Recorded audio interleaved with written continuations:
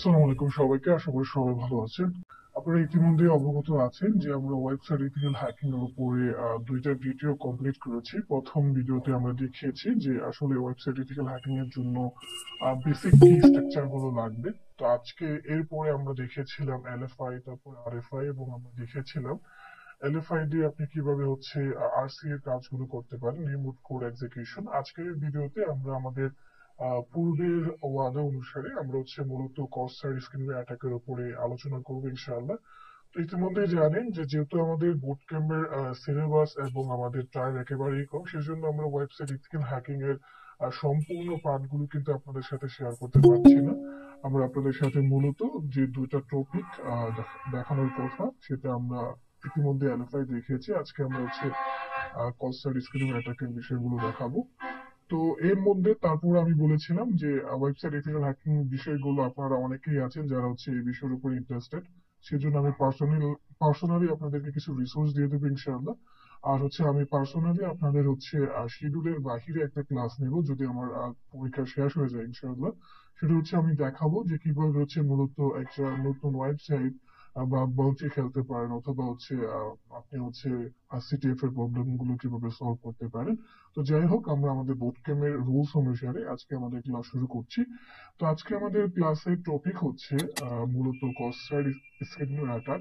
তো cost side skimming attack মূলত কি এবং এটা কিভাবে কাজ করে, এটা কেন হয়, সেই বিষয়গুলো আমরা জানবো, এবং এটার প্রকারভেদ কি কি প্রকারভেদ কি কি সেটা জানবো। এরপরে হচ্ছে আমরা প্র্যাকটিক্যাল ডেমনস্ট্রেশনের মাধ্যমে শিখবো যে আসলে এই বিষয়গুলো কিভাবে কাজ করে এবং রিয়েল লাইফে আমরা এগুলো কি করতে পারি।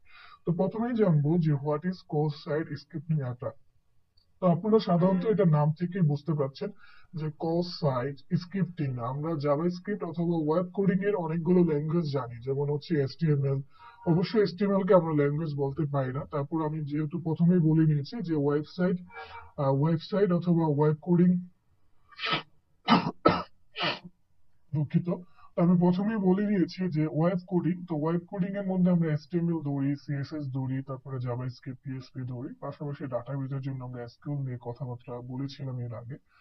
তো এর মধ্যে একটা ল্যাঙ্গুয়েজ হচ্ছে জাভাস্ক্রিপ্ট। তো আপনি যদি খেয়াল করে দেখেন, এখানে যে তিনটা সিঙ্গেল ক্যারেক্টার আছে যাকে আমরা এক ওয়ার্ডে বলি কস্ট সাইড স্কিমিং অ্যাটাক।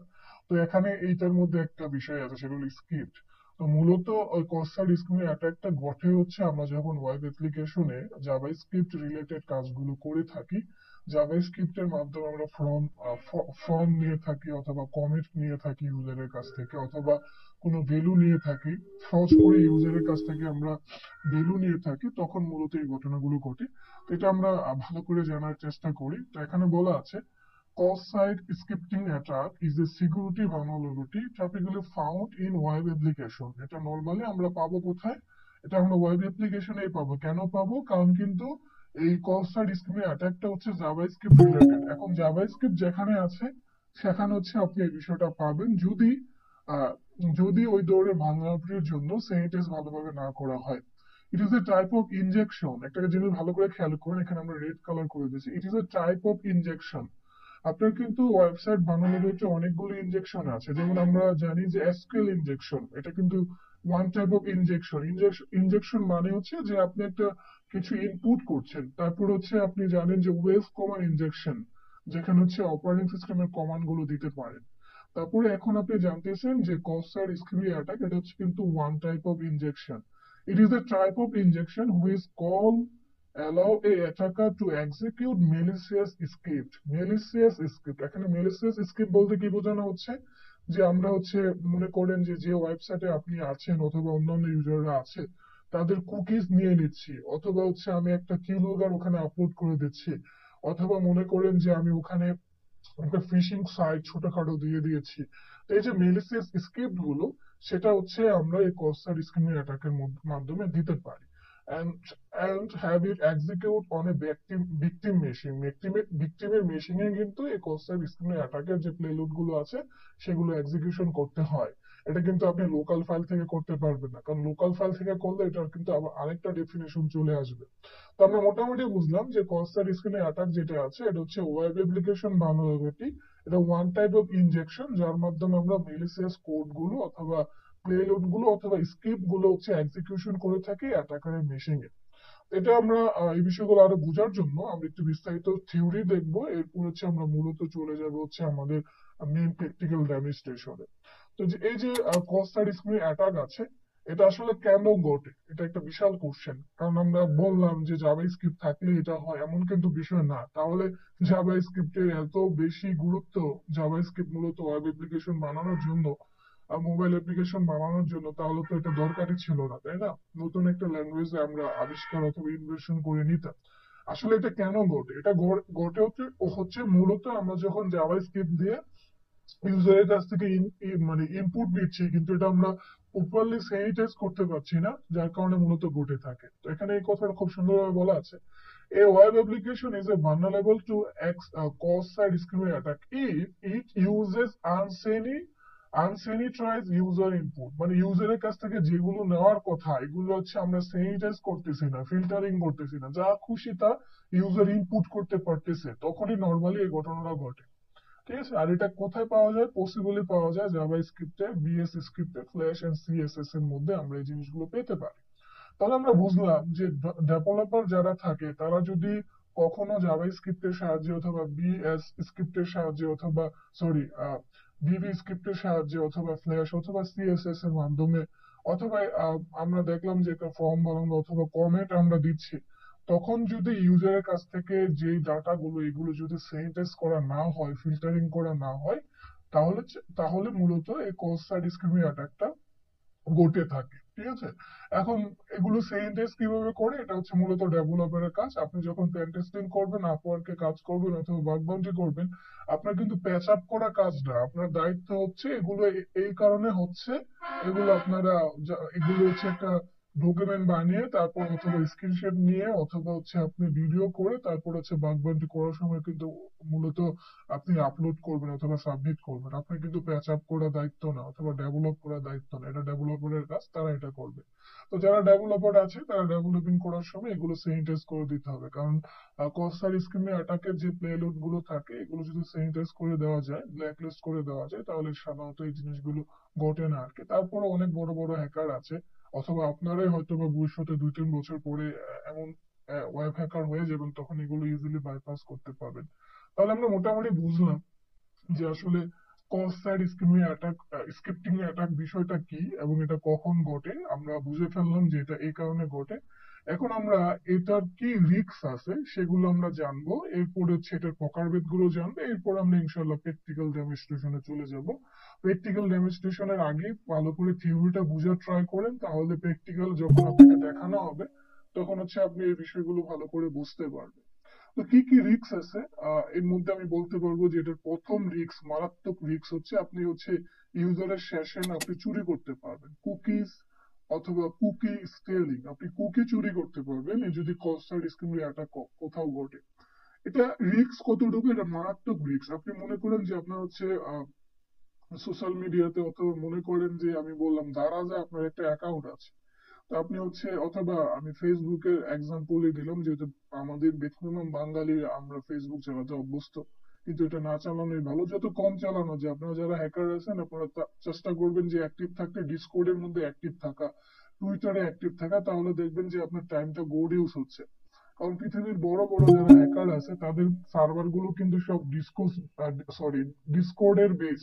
তো সেক্ষেত্রে আপনি যদি ডিসকর্ডে অ্যাক্টিভ থাকেন তাদের সাথে আপনার কমিউনিকেশন ইজি হবে এবং তাদের কাছ থেকে অনেক ডাটা পাবেন। এবং এটা অনেক মজার, ডিসকর্ডের জন্য আলাদাভাবে কিন্তু আপনার কোনো লিঙ্ক দিতে হয় না, ওখানে আলাদাভাবে চ্যানেল থাকে, সেই চ্যানেলে কিন্তু আপনি মানে ভয়েস চ্যানেল খুলতে পারবেন, বট করতে পারবেন, বট করলে অটোমেটিক সবকিছু আপনাদের র্যাঙ্কও বট করে ফেলতে পারবেন, আর অনেক কাজ করা যায়। আবার হচ্ছে আলাদা করে করে একটা সার্ভারের চ্যানেল করা যায়, মনে করেন বাগ বাউন্ডির জন্য আলাদা একটা চ্যানেল করতে পারবেন, আপনি হচ্ছে সিটিএফ এর জন্য চ্যানেল করতে পারবেন, আপনি যদি ইউটিউবিং করেন ইউটিউবিং এর জন্য চ্যানেল করতে পারবেন, রিসোর্সের জন্য আলাদা চ্যানেল করতে পারবেন।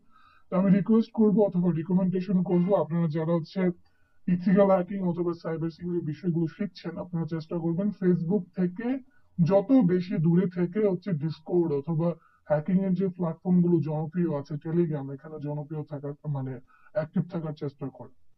তো আমরা যে বিষয়টা বুঝলাম যে কুকি স্টিলিং, এটা হচ্ছে আমরা যেখানে ইউজার নেম পাসওয়ার্ড দিয়ে ঢুকি ওখানে আমাদের একটা সেশন ক্রিয়েট হয়। তো সেই সেশনটা যদি কেউ চুরি করে অথবা সেই সেশনটা চুরি করে যদি কেউ মানে আপনার আপনার অ্যাকাউন্ট দিয়ে কেউ লগ ইন করে, তাহলে কিন্তু সেটা করা পসিবল। আর সেটা কিন্তু আমরা কস্টার স্কিমিং অ্যাটাক দিয়ে করতে পারি কুকিজ চুরি করে। এরপরে যে বিষয়টা পসিবল সেটা হচ্ছে আমরা কিউ লগগার ক্রিয়েট করতে পারি। আপনারা অনেকে কিউ লগগারের নাম শুনবেন, যেখানে আমরা নাম থেকে বুঝতে পারি যে কি লগিং মানে আমরা হচ্ছে কিউবোর্ডে যেগুলো টাইপ করি সেগুলো সবই কিন্তু আমাদের কিউবোর্ড, এগুলো হচ্ছে আমরা কস্টার স্কিমিং অ্যাটাক দিয়ে কিন্তু বের করে নিতে পারি। সাধারণত আমরা এর জন্য ব্যাকডোর ক্রিয়েট করে থাকি, অথবা কিউ লগগার ক্রিয়েট করে থাকি মেটাস্প্লয়েট দিয়ে, অথবা পাইথনের স্ক্রিপ্ট দিয়ে, অথবা ব্যাশ স্ক্রিপ্ট দিয়ে। কিন্তু সেম কাজটা আমরা কস্টার স্কিমিং অ্যাটাক দিয়েও করতে পারবো। যদি আমাদের টার্গেট মেশিং এ সরি টার্গেট ওয়েবসাইটে যদি আমরা মানে কস্টার স্কিমিং অ্যাটাক পাই, এবং পাওয়ার পরে ওখানে যদি পপ আপে অথবা আমি যদি একটা স্ক্রিপ্টের মধ্যে এটা লিখে দিই, আপনারা যারাই হচ্ছে ওই ওয়েবসাইটে গিয়ে যে কাজ করবেন সেগুলো সবই কিন্তু আমরা দেখতে পাবো। অথবা ওইটা রান করার পরে আপনি যা কিছু করবেন কিবোর্ড থেকে সেগুলো কিন্তু আমরা দেখতে পারবো, যারা হচ্ছে মূলত এটা কন্ট্রোলে থাকবে। তো এর জন্য হচ্ছে আপনাকে এই কাজ করতে হবে যে আপনার প্রাইভেট আইপি দিতে হবে। এরপরে ওয়েবক্যাম এর যে স্ক্রিনশট সেটাও কিন্তু নেওয়া সম্ভব। যদি আপনার কোনো একটা ওয়েবসাইটে আপনি ঢুকার পরে দেখলেন যেখানে কস্টার স্কিমিং অ্যাটাক আছে, তো যারা হ্যাকার আছে তারা কিন্তু আপনার এই ওয়েবক্যাম ওপেন করে আপনার কাছ থেকে স্ক্রিনশট নিয়ে নিবে আপনি কি করছেন। আর সেটা কিন্তু সে পেয়ে যাবে, তার কাছে কিন্তু চলে যাবে। দ্যাট মিনস আপনার যে একটা ল্যাপটপ আছে সেই ল্যাপটপের কিন্তু একটা মানে ক্যামেরা আছে, সেই ক্যামেরা থেকে আপনি যে কাজ করতেছেন তার একটা স্ক্রিনশট কিন্তু সে নিয়ে নিতে পারবে। তো এই জিনিসটা কিন্তু কস্টার স্কিমিং অ্যাটাকের মাধ্যমে সম্ভব। তারপরে ফিশিং করাও সম্ভব। ফিশিংটা মূলত করতে গিয়ে যে কাজটা করা যায় যে এখানে হচ্ছে মানে একটা ওয়েবসাইটে আপনি যেখানে ঢুকলেন ওখানে মনে করেন যে হ্যাকার যে কাজটা করলো যে আপনি ফর্ম ফিল আপ করছেন, ওখানে হচ্ছে তার মতো একটা ফর্ম দিয়ে দিল, দিয়ে হচ্ছে ওখানে হচ্ছে মনে করেন আপনার ক্রিডেন্সিয়াল গুলো নেওয়ার জন্য আলাদাভাবে ওখানে হচ্ছে ইউজার ইনফরমেশন গুলো নিল, তখন কিন্তু এটা করাটা সম্ভব কস্টার স্কিমিং অ্যাটাকের মাধ্যমে। তারপরে পট স্ক্রিনিং করা সম্ভব, তারপরে আরো অনেক কাজ করা সম্ভব। ইভেন অনেক জায়গায় বলা আছে যে মিলিয়নের পসিবিলিটি আছে কস্টার স্ক্রিমিং অ্যাটাকের মাধ্যমে। এখন প্রশ্ন হচ্ছে কেন? কারণ হচ্ছে যেহেতু এটা জাভাস্ক্রিপ্ট বেস, এখন জাভাস্ক্রিপ্ট বেস হওয়ার কারণে জাভাস্ক্রিপ্ট একটা প্রোগ্রামিং ল্যাঙ্গুয়েজ। আর এই প্রোগ্রামিং ল্যাঙ্গুয়েজ দিয়ে কিন্তু আপনার যে কোনো কাজ করা পসিবল। আপনার ব্যাকডোর থেকে শুরু করে আপনার কিউ লগগার থেকে শুরু করে ফিশিং থেকে শুরু করে স্পাই, সবই হচ্ছে আমরা জাভাস্ক্রিপ্ট দিয়ে বানাতে পারবো, তাই না? যদি আমরা জাভাস্ক্রিপ্ট দিয়ে সবই বানাতে পারি তাহলে মিলিয়নের পসিবিলিটি অবশ্যই আছে। অবশ্যই আছে, কারণ এটা তো কোনো নির্দিষ্ট একটা টুলস না। যেমন আমরা এসকিউএল ম্যাপ ইউজ করছি, এটা জাস্ট এসকিউএল এর কাজ করবে, আর বাইরে কিন্তু কাজ করতে পারবে না। আমরা যখন মানে গোবাস্টার ইউজ করছি, আমরা যে এটা দিয়ে জাস্ট ডাইরেক্টরি গুলো খুঁজে বের করতে পারছি। কিন্তু কস্টার স্ক্রিনে অ্যাটাক যখন ঘটবে তখন এটা দিয়ে আমি হাজার হাজার কাজ করতে পারবো, হাজার হাজার স্ক্রিপ্ট আমি লিখতে পারবো, কারণ এটা জাভা স্ক্রিপ্ট বেস। যেহেতু জাভা স্ক্রিপ্ট বেস আমি হাজার হাজার স্ক্রিপ্ট লিখতে পারবো, আর ওই কাজগুলো কিন্তু করা সম্ভব। এই জন্য সাধারণত যে আমরা যখন বাগ বাউন্সি করি, বাগ বাউন্সি করার সময় যখন কস্টার স্কিমে অ্যাটাক পাই সেটাকে P1 ধরা হয়। বাগের কিন্তু ধরন আছে P1, P2, P3, P4। আর সব বাগেই কিন্তু আপনাকে বাউন্টি দিবে না। কিছু হচ্ছে আপনার রেল অফ ফেম দিবে, কেউ কিছু হচ্ছে সোয়াগ দিবে, আর কিছু হচ্ছে আপনাকে বাউন্টি দিবে। তো P4 বাগ গুলো আপনাকে কিন্তু মানে কখনোই P4 বাগে কিন্তু আপনাকে বাউন্টি দিবে না। P4 বাগে নর্মালি হচ্ছে আপনার রিল অফ ফেম দিয়ে থাকে অথবা সোয়াগ দিয়ে থাকে। সোয়াগ বলতে হচ্ছে ওই কোম্পানির একটা টি শার্ট দেবে, অথবা ওই কোম্পানির নামে আপনাকে একটা টি শার্ট দেবে, অথবা মনে করেন যে আপনাকে একটা কলম পাঠালো ওদের লোগো দিয়ে, অথবা একটা এমন কিছু দিল সে সাধারণত আমরা যেগুলো ব্যবহার করে থাকি আর কি ওদের লোগো দিয়ে। তো এটা আপনি পেতে পারেন, অথবা হল অফ ফেমে হচ্ছে আপনাকে অ্যাড করে রাখতে পারে। হল অফ ফেম মানে হচ্ছে মানে ওদের মানে যেহেতু ওরা যে ওয়েবসাইটে আপনি বাগ বাউন্টি করবেন টেস্টিং করবেন, সেই সমস্ত ওয়েবসাইট গুলো কিন্তু জনপ্রিয় ওয়েবসাইট যেখানে হাজার হাজার টাকার মামলা আছে ওখানে, অর্থাৎ তাদের ইনকাম আছে।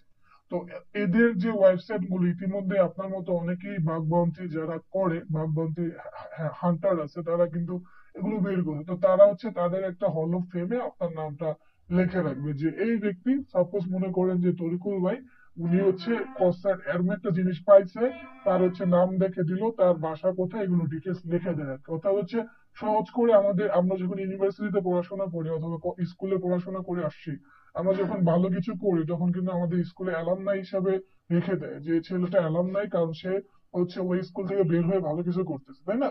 সেম ভাবে হচ্ছে আপনার হচ্ছে হল অফ ফেম, মানে সহজ করে বলতে গেলে হচ্ছে ওরা হচ্ছে আলাদা ওদের একটা পেজ থাকে যেখানে হচ্ছে আপনাকে অভিনন্দন জানানো হয় যে আপনি এই কাজটা করেছেন, আর সেখানে আপনার নাম থাকে। এটা কিন্তু বিশাল ব্যাপার। আপনি সাপোজ মনে করেন হার্ভার্ড ইউনিভার্সিটির ওয়েবসাইটে বা খুঁজে পেলেন, ওখানে আপনি মানে যতই করেন ওরা অবশ্যই হার্ভার্ড ইউনিভার্সিটি আপনাকে টাকা দিবে না, ওরা আপনাকে হল অফ ফেমে রেখে দিবে। এটা কিন্তু বিশাল ব্যাপার। পৃথিবীর সেরা সেরা যারা হ্যাকার আছে ওদের সাথে সাথে আপনার একটা হল অফ ফেমের নাম আছে, এটা বিশাল ব্যাপার। তো এই জিনিসটা কিন্তু নর্মালি P4 বাগে হয়, কিন্তু কস সাইড স্ক্রিনে অ্যাটাক এমন মারাত্মক একটা অ্যাটাক, এটা যদি আপনি কোনো ওয়েবসাইটে পান আপনি ধরে নিন এটা P1 বাগ হিসেবে ধরে নেবেন। আমরা যেমন এর আগে আরসির কথা বলেছিলাম, আরসি দিয়ে হচ্ছে আমরা রিমোটলি হচ্ছে বিভিন্ন ওএস কমান্ডে ইনজেকশন গুলো মানে কমান্ড গুলো দিতে পারি। তো এই কসার স্ক্রিনে অ্যাটাক এতই মারাত্মক, এটা দিয়ে আমরা যে কোনো কিছু করতে পারবো। কিলোগার থেকে শুরু করে webcam, phishing, cookie stealing, এগুলো সবই করা সম্ভব। এই জন্য সাধারণত কসার স্ক্রিনে অ্যাটাক যদি কোনো ওয়েবসাইটে পাওয়া যায় তখন সেটাকে P1 বাগ ধরা হয়, মারাত্মক বাগ। তো আমরা যে 2022 সালে যে বাগ বাউন্ডারি কন্টেস্ট হয়েছিল বাংলাদেশ থেকে ন্যাশনালি, ওখানে একটা দুইটা ছিল কস্তার স্কিমে অ্যাটাক, এর মধ্যে আমি দুইটাই পাইছিলাম। একটা পাইছিলাম হচ্ছে সাইন আপ এর মধ্যে, তো এটা আমি 500 পয়েন্ট পাইছিলাম। ঠিক আছে, তো এটা কিন্তু মারাত্মক। 500 P1 ছিল 500 পয়েন্টের, P2 ছিল 200 পয়েন্টের, আর P3 P4 ছিল 100 পয়েন্টের। তো এই বিষয়গুলো মারাত্মক, এগুলো আপনারা বুঝার ট্রাই করবেন, আর এগুলো মানে প্র্যাকটিক্যালি করারও ট্রাই করবেন। তাহলে আমরা মোটামুটি বুঝলাম যে কস্টের স্ক্রিনে অ্যাটাক মূলত বিষয়টা কি, এটার মারাত্মক কি কি দিক থাকতে পারে, আর এটার কখন ঘটে থাকে সেই বিষয়টা আমরা জানলাম। এখন দেখবো যে এটার প্রকারভেদ কি কি হতে পারে আর এটা আমরা কিভাবে চিনবো।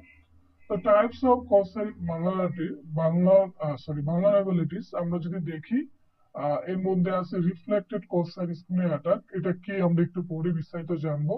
এরপরে স্টোরেড কোস্টাল স্ক্রিনে অ্যাটাক, সেটাও আমরা জানবো, নাম থেকে অবশ্য বোঝা যাচ্ছে স্টোরেড মানে যেটা জমা হবে।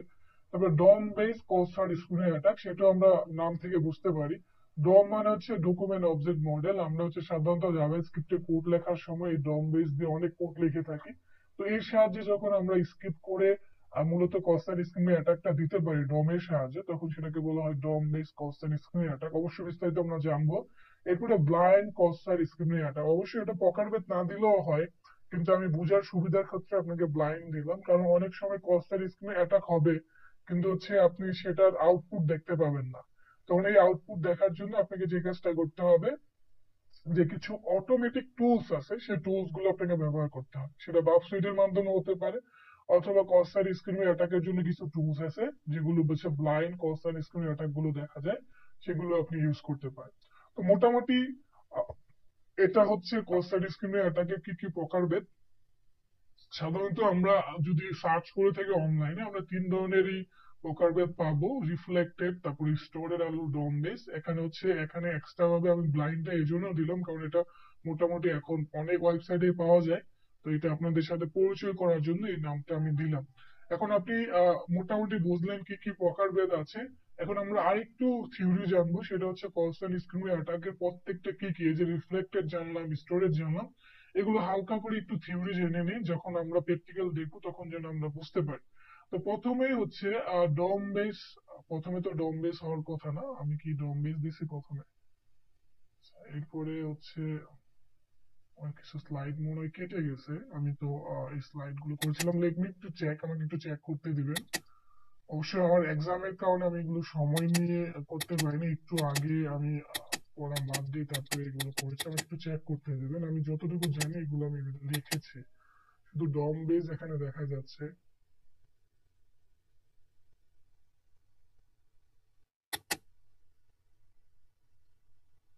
সামহাও মনে হয় আমার সেভ করা হয়নি, যার কারণে আমি লেট মি চেক, আমাকে একটু সময় দিবেন। এর মধ্যে যদি আপনাদের কারো কোশ্চেন থাকে তাহলে কোশ্চেন করে নিতে পারেন। আপনি যদি ভাইয়া, হ্যাঁ আসলে হচ্ছে গিয়ে কিছুক্ষণ আগে বললেন আপনি P1 P2 P3 P4 bug, actually এটা কিভাবে ডিফাইন হয় যে অ্যাকচুয়ালি কোনটা P1 কোনটা P4, মানে কোন ক্যাটাগরিতে গেলে হচ্ছে গিয়ে কোন ইতে ধরা হয় অ্যাকচুয়ালি, হ্যাঁ বা এটা কি ড্যামেজের উপরে ডিপেন্ড করে কিনা? ড্যামেজের উপর ডিপেন্ড করে, রাইট। মানে এটা কতটুকু মারাত্মক। কিছু কিছু বাগ আছে যেগুলো আপনি মনে করতেছেন বাগ, কিন্তু আসলে এগুলো বাগ না। এগুলো লজিক্যাল কোনো ঝামেলা হতে পারে। মানে এটা ডিপেন্ড করে যে কতটুকু সেনসিটিভ ডাটা আপনি এক্সপোজ করতে পারছেন আর সেটা কতটুকু ক্ষতি হতে পারে ওই ওয়েবসাইটের জন্য এবং ওই ওয়েবসাইটের ইউজারদের জন্য। কিছু বাগ আপনি হচ্ছে একটা ডাইরেক্টরি মনে করেন পাবলিক ডাইরেক্টরি পাইলেন, মানে পাবলিক ডাইরেক্টরি বলতে আমরা নর্মালি যেগুলো ফেসবুকে আপলোড করি ওই ছবিগুলো পাবলিক করা আছে। এখন ওই পিকচার গুলো আপনি কোন একটা ওয়েবসাইটে, ওই ওয়েবসাইটের কোন একটা ডাইরেক্টরি থেকে পেলেন, তো এটাকে আপনার P1 ধরা হবে না, কারণ এই পিকচার গুলো তো পাবলিক, এটা আপনি জানলেও সমস্যা না, আমি জানলেও সমস্যা না। তো এগুলোকে আপনার বাগ ধরা হয় না। এগুলো নর্মালি আপনাকে মনে করেন যে যদি একেবারে ইয়ে পান তখন বললো যে এটা P4, এর জন্য আপনাকে কিছু দেওয়া হবে না। হ্যাঁ, যদি আপনি আচ্ছা। নর্মালি আর কিন্তু আপনার দেখা গেলো কিছু মারাত্মক জিনিস আছে, যেমন মনে করেন যে আপনি ওই ওয়েবসাইটের আরএসএ প্রাইভেট কি পেয়ে গেলেন, এটা আপনাকে P1 বাদ ধরা হবে, কারণ আরএসএ যখন আপনি ডাটা পেয়ে গেছেন দ্যাট মিনস আপনি এসএসএস দিয়ে কিন্তু ওই সার্ভার কন্ট্রোল করে ফেলতে পারবেন। ঠিক আছে। আবার মনে করেন যে আপনি পাইলেন হচ্ছে কয়েকটা গোপন ডাইরেক্টরি, ওই ডাইরেক্টরি পাইছেন, ওই ডাইরেক্টরি যে পাইছেন ওই ডাইরেক্টরি দিয়ে কিছু ইনফরমেশন আপনি গ্যাদার করতে পারবেন, এটাকে P3 ধরবে। কারণ ডাইরেক্টরি পাইছেন কিন্তু এই ডাইরেক্টরি দিয়ে যে আরো কাজ করা যায় সেটা আপনি জানেন না। তো আপনি যে এতটুকুই পাইছেন যে কিছু ইনফরমেশন পাইছেন, তো এটার জন্য আপনাকে P3 দিতে পারে। অথবা আপনি কিছু ওয়েবসাইটের হচ্ছে সাবডোমেন পাইছেন, ডোমেন পান নাই, সাবডোমেন পাইছেন, অথবা কয়েকটা এপিআই পাইছেন যে এপিআই গুলো হচ্ছে নর্মালি মানে এক্সপোজ তারা করে নাই, তো ওই এপিআই গুলো আপনার P3 ভাগ ধরা হবে। আর যেগুলো হচ্ছে আপনার বেশি মানে ড্যামেজ করে দিচ্ছে, সহজ করে হচ্ছে বেশি সেন্সিটিভ ডাটা এক্সপোজ করে দিচ্ছে, ওই ক্যাটাগরি অনুসারে সেটা P1 P2 ধরা হয় আর কি। সেটাতে কি হচ্ছে গিয়ে কোনো ক্যাটাগরি থাকে যে মানে এখান থেকে এই ড্যামেজের কোনো আছে যে এখান থেকে এখানে, কারণ এটা নাকি এটা ওদের ইচ্ছা যে আপনি ওরা হচ্ছে এটা এটাকে কত। ওদের ইচ্ছা বলতে পারেন, আপনি নিজেও তো বুঝেন যে মানে কোন জিনিসটার কারণে হুম। কি ক্ষতি হচ্ছে। তাই না? নর্মালি তো আমরা সবকিছুকে আমাদের যেমন খেয়াল করেন, আমাদের মানুষের অনেক ধরনের রোগ হয়, সব রোগ কিন্তু মারাত্মক না। যেমন ঠান্ডা হইতেছে, এটা স্বাভাবিক, আমরা খেলাম ওষুধ খেলাম অথবা কয়েকদিন আমরা বুঝতে পেরেছি। বিশ্রাম হুম। নিলাম, ঠিক হয়ে গেলাম, এখন এর জন্য কিন্তু হুম। আমার বারবার আমি ডাক্তারের কাছে যাব না। কিন্তু কারো ক্যান্সার হলো, সেক্ষেত্রে কিন্তু এটা মারাত্মক মরণবিধি রোগ হয়ে যাচ্ছে। তো সেক্ষেত্রে কিন্তু আমার অপারেশন করা লাগছে, এটা আমি অপারেশন না করলে আমার ক্ষতি হয়ে যাচ্ছে। তো সেম ভাবে ওয়েবসাইটের ক্ষেত্রেও এরকম অনেক ভালনারেবিলিটি আছে যেটার জন্য অনেক ক্ষতি হয়ে যেতে পারে, আর যেটার জন্য নর্মাল বিষয়, এটা তো তেমন কিছু না। তো সেই ক্যাটাগরি অনুসারে P1 P2 P3 P4 পর্যন্ত আর কি মূলত রাখা হয় আর কি। আচ্ছা, আমি আন্তরিকভাবে দুঃখিত, আচ্ছা। আমার দুইটা স্লাইড হচ্ছে আমি মনে হয় সেভ করা হয়নি, যার কারণে আমি পাচ্ছি না। তো আমি এগুলো আপনাদেরকে মুখে মুখে বলে দিচ্ছি, অথবা হচ্ছে আমি যে জায়গা থেকে মূলত নিছি ওই জায়গাটাই আপনাদেরকে দেখাচ্ছি। তাহলে আপনাদের জন্য বুঝতে সহজ হবে, কারণ আমার উদ্দেশ্য হচ্ছে আপনাদেরকে শিখানো, বা কি স্লাইড করেই যে শিখাতে হবে এমন কোনো বিষয় না। তো সেই জন্য আমি মূলত এই বিষয়গুলো কালেক্ট করেছি ট্রাই থেকে, আমি ট্রাই থেকে এই বিষয়গুলো আপনাদের দেখিয়ে দিচ্ছি। আচ্ছা, আমরা আলোচনা করতেছিলাম যে কি কি প্রকারভেদ আছে, এরপরে এখন আমরা দেখব যে এই প্রকারভেদ গুলো মূলত কিভাবে কাজ করে। তো সেই জন্য আমি হচ্ছে মূলত ট্রাইকমিতে চলে আসলাম। ট্রাইকমিতে কস্টার স্কিম অ্যাটাকের উপর 5টা রুম আছে। এর মধ্যে এই রুমটা থেকে আমরা কিছু ডাটা কালেক্ট করেছি, আর প্র্যাকটিক্যাল হিসাবে আমরা অন্য আরেকটা রুম দেখাবো। তো এই রুমটা নিয়ে ইতিমধ্যে আমি আমাদের কয়েকটা লাইভ ক্লাসে কথা বলেছি, যেমন ন্যাশনাল সাইবার ডিলের প্রবলেম সলভ করতে গিয়ে আমি হচ্ছে এই বিষয়গুলো দেখিয়েছিলাম যে এই রুমটা আপনার কতটুকু হেল্প করেছিল সাইবার ডিলের প্রবলেম গুলো সলভ করার জন্য। কারণ সাইবার ডিল আপনারা জানেন 2021 সালে যে প্রবলেম গুলো ছিল এবং 2022 সালে যে সরি 2021 সালের হচ্ছে ইউনিভার্সিটির কোশ্চেন গুলো এবং 2020 সালের হচ্ছে ন্যাশনাল সাইবার ডিলে যে প্রবলেম গুলো ছিল, এগুলো কিন্তু কসার স্কিপিং অ্যাটাকের উপর বেস করেছিল, যেটা আপনি মূলত এই রুমটা সলভ করলে ওই প্রবলেম গুলো কিভাবে সলভ করা যায় সেগুলো জানতেন। কিন্তু হচ্ছে ওই প্রবলেম গুলো সবাই পারেনি সলভ করতে। আলহামদুলিল্লাহ আমাদের টিম পেরেছিল, এটা আমাদের জন্য খুবই ভালো বিষয়। তো আমি এখান থেকে আপনাদের দেখিয়ে নিচ্ছি। তো প্রথমেই হচ্ছে আমি রিফ্লেক্টেড কসার স্কিপিং অ্যাটাকের কথা বলছি। তো রিফ্লেক্টেড কসার স্কিপিং অ্যাটাক মূলত কখন হয়? এটা ঘটে হচ্ছে সহজ করে বলতে গেলে যে ইউআরএল এ আমরা যখন নর্মালি মানে ইউআরএল এ যদি আমরা স্ক্রিপ্ট দিতে পারি, জাভা স্ক্রিপ্টের মানে স্ক্রিপ্ট আমরা রান করতে পারি নর্মালি, তখন হচ্ছে রিফ্লেক্টেড কসার স্কিপিং অ্যাটাক গুলো ঘটে থাকে। তো এখানে খুব সুন্দরভাবে বলা আছে যে ইন এ রিফ্লেক্টেড কসার scripting attack the malicious payload is the part of victim request to the website. আমরা যখন ভিকটিমকে মানে কোনো একটা ওয়েবসাইটে আমরা রিকোয়েস্ট করি, তখন নর্মালি আমরা যদি সেটা মানে জাভাস্ক্রিপ্ট বেস গেট মেথড হয়, তখন নর্মালি আমরা হচ্ছে রিফ্লেক্টেড কসার অ্যাটাকটা করতে পারি আর কি। আর সে বিষয়গুলো এখানে বলা আছে, আপনারা হচ্ছে এখান থেকে দেখে নেবেন, যেহেতু আমার স্লাইড করা নাই এখানে বিস্তারিত, এখান থেকে দেখাতে গেলে আমার পরে পরে দেখাতে হবে কোন লাইনটা কোথায় আছে। তো এখানে এক্সাম্পল হিসেবে এখানে দেখাইছে যে একটা ইউআরএল দেখাইছে, আমরা জানি যে এতটুকু ইউআরএল আমরা বেসিক ক্লাসে দেখেছি। এরপরে এখানে দেখেন এতটুকু হচ্ছে তাদের হচ্ছে আপনার এতটুকু হচ্ছে তাদের হচ্ছে মানে প্লে লোড।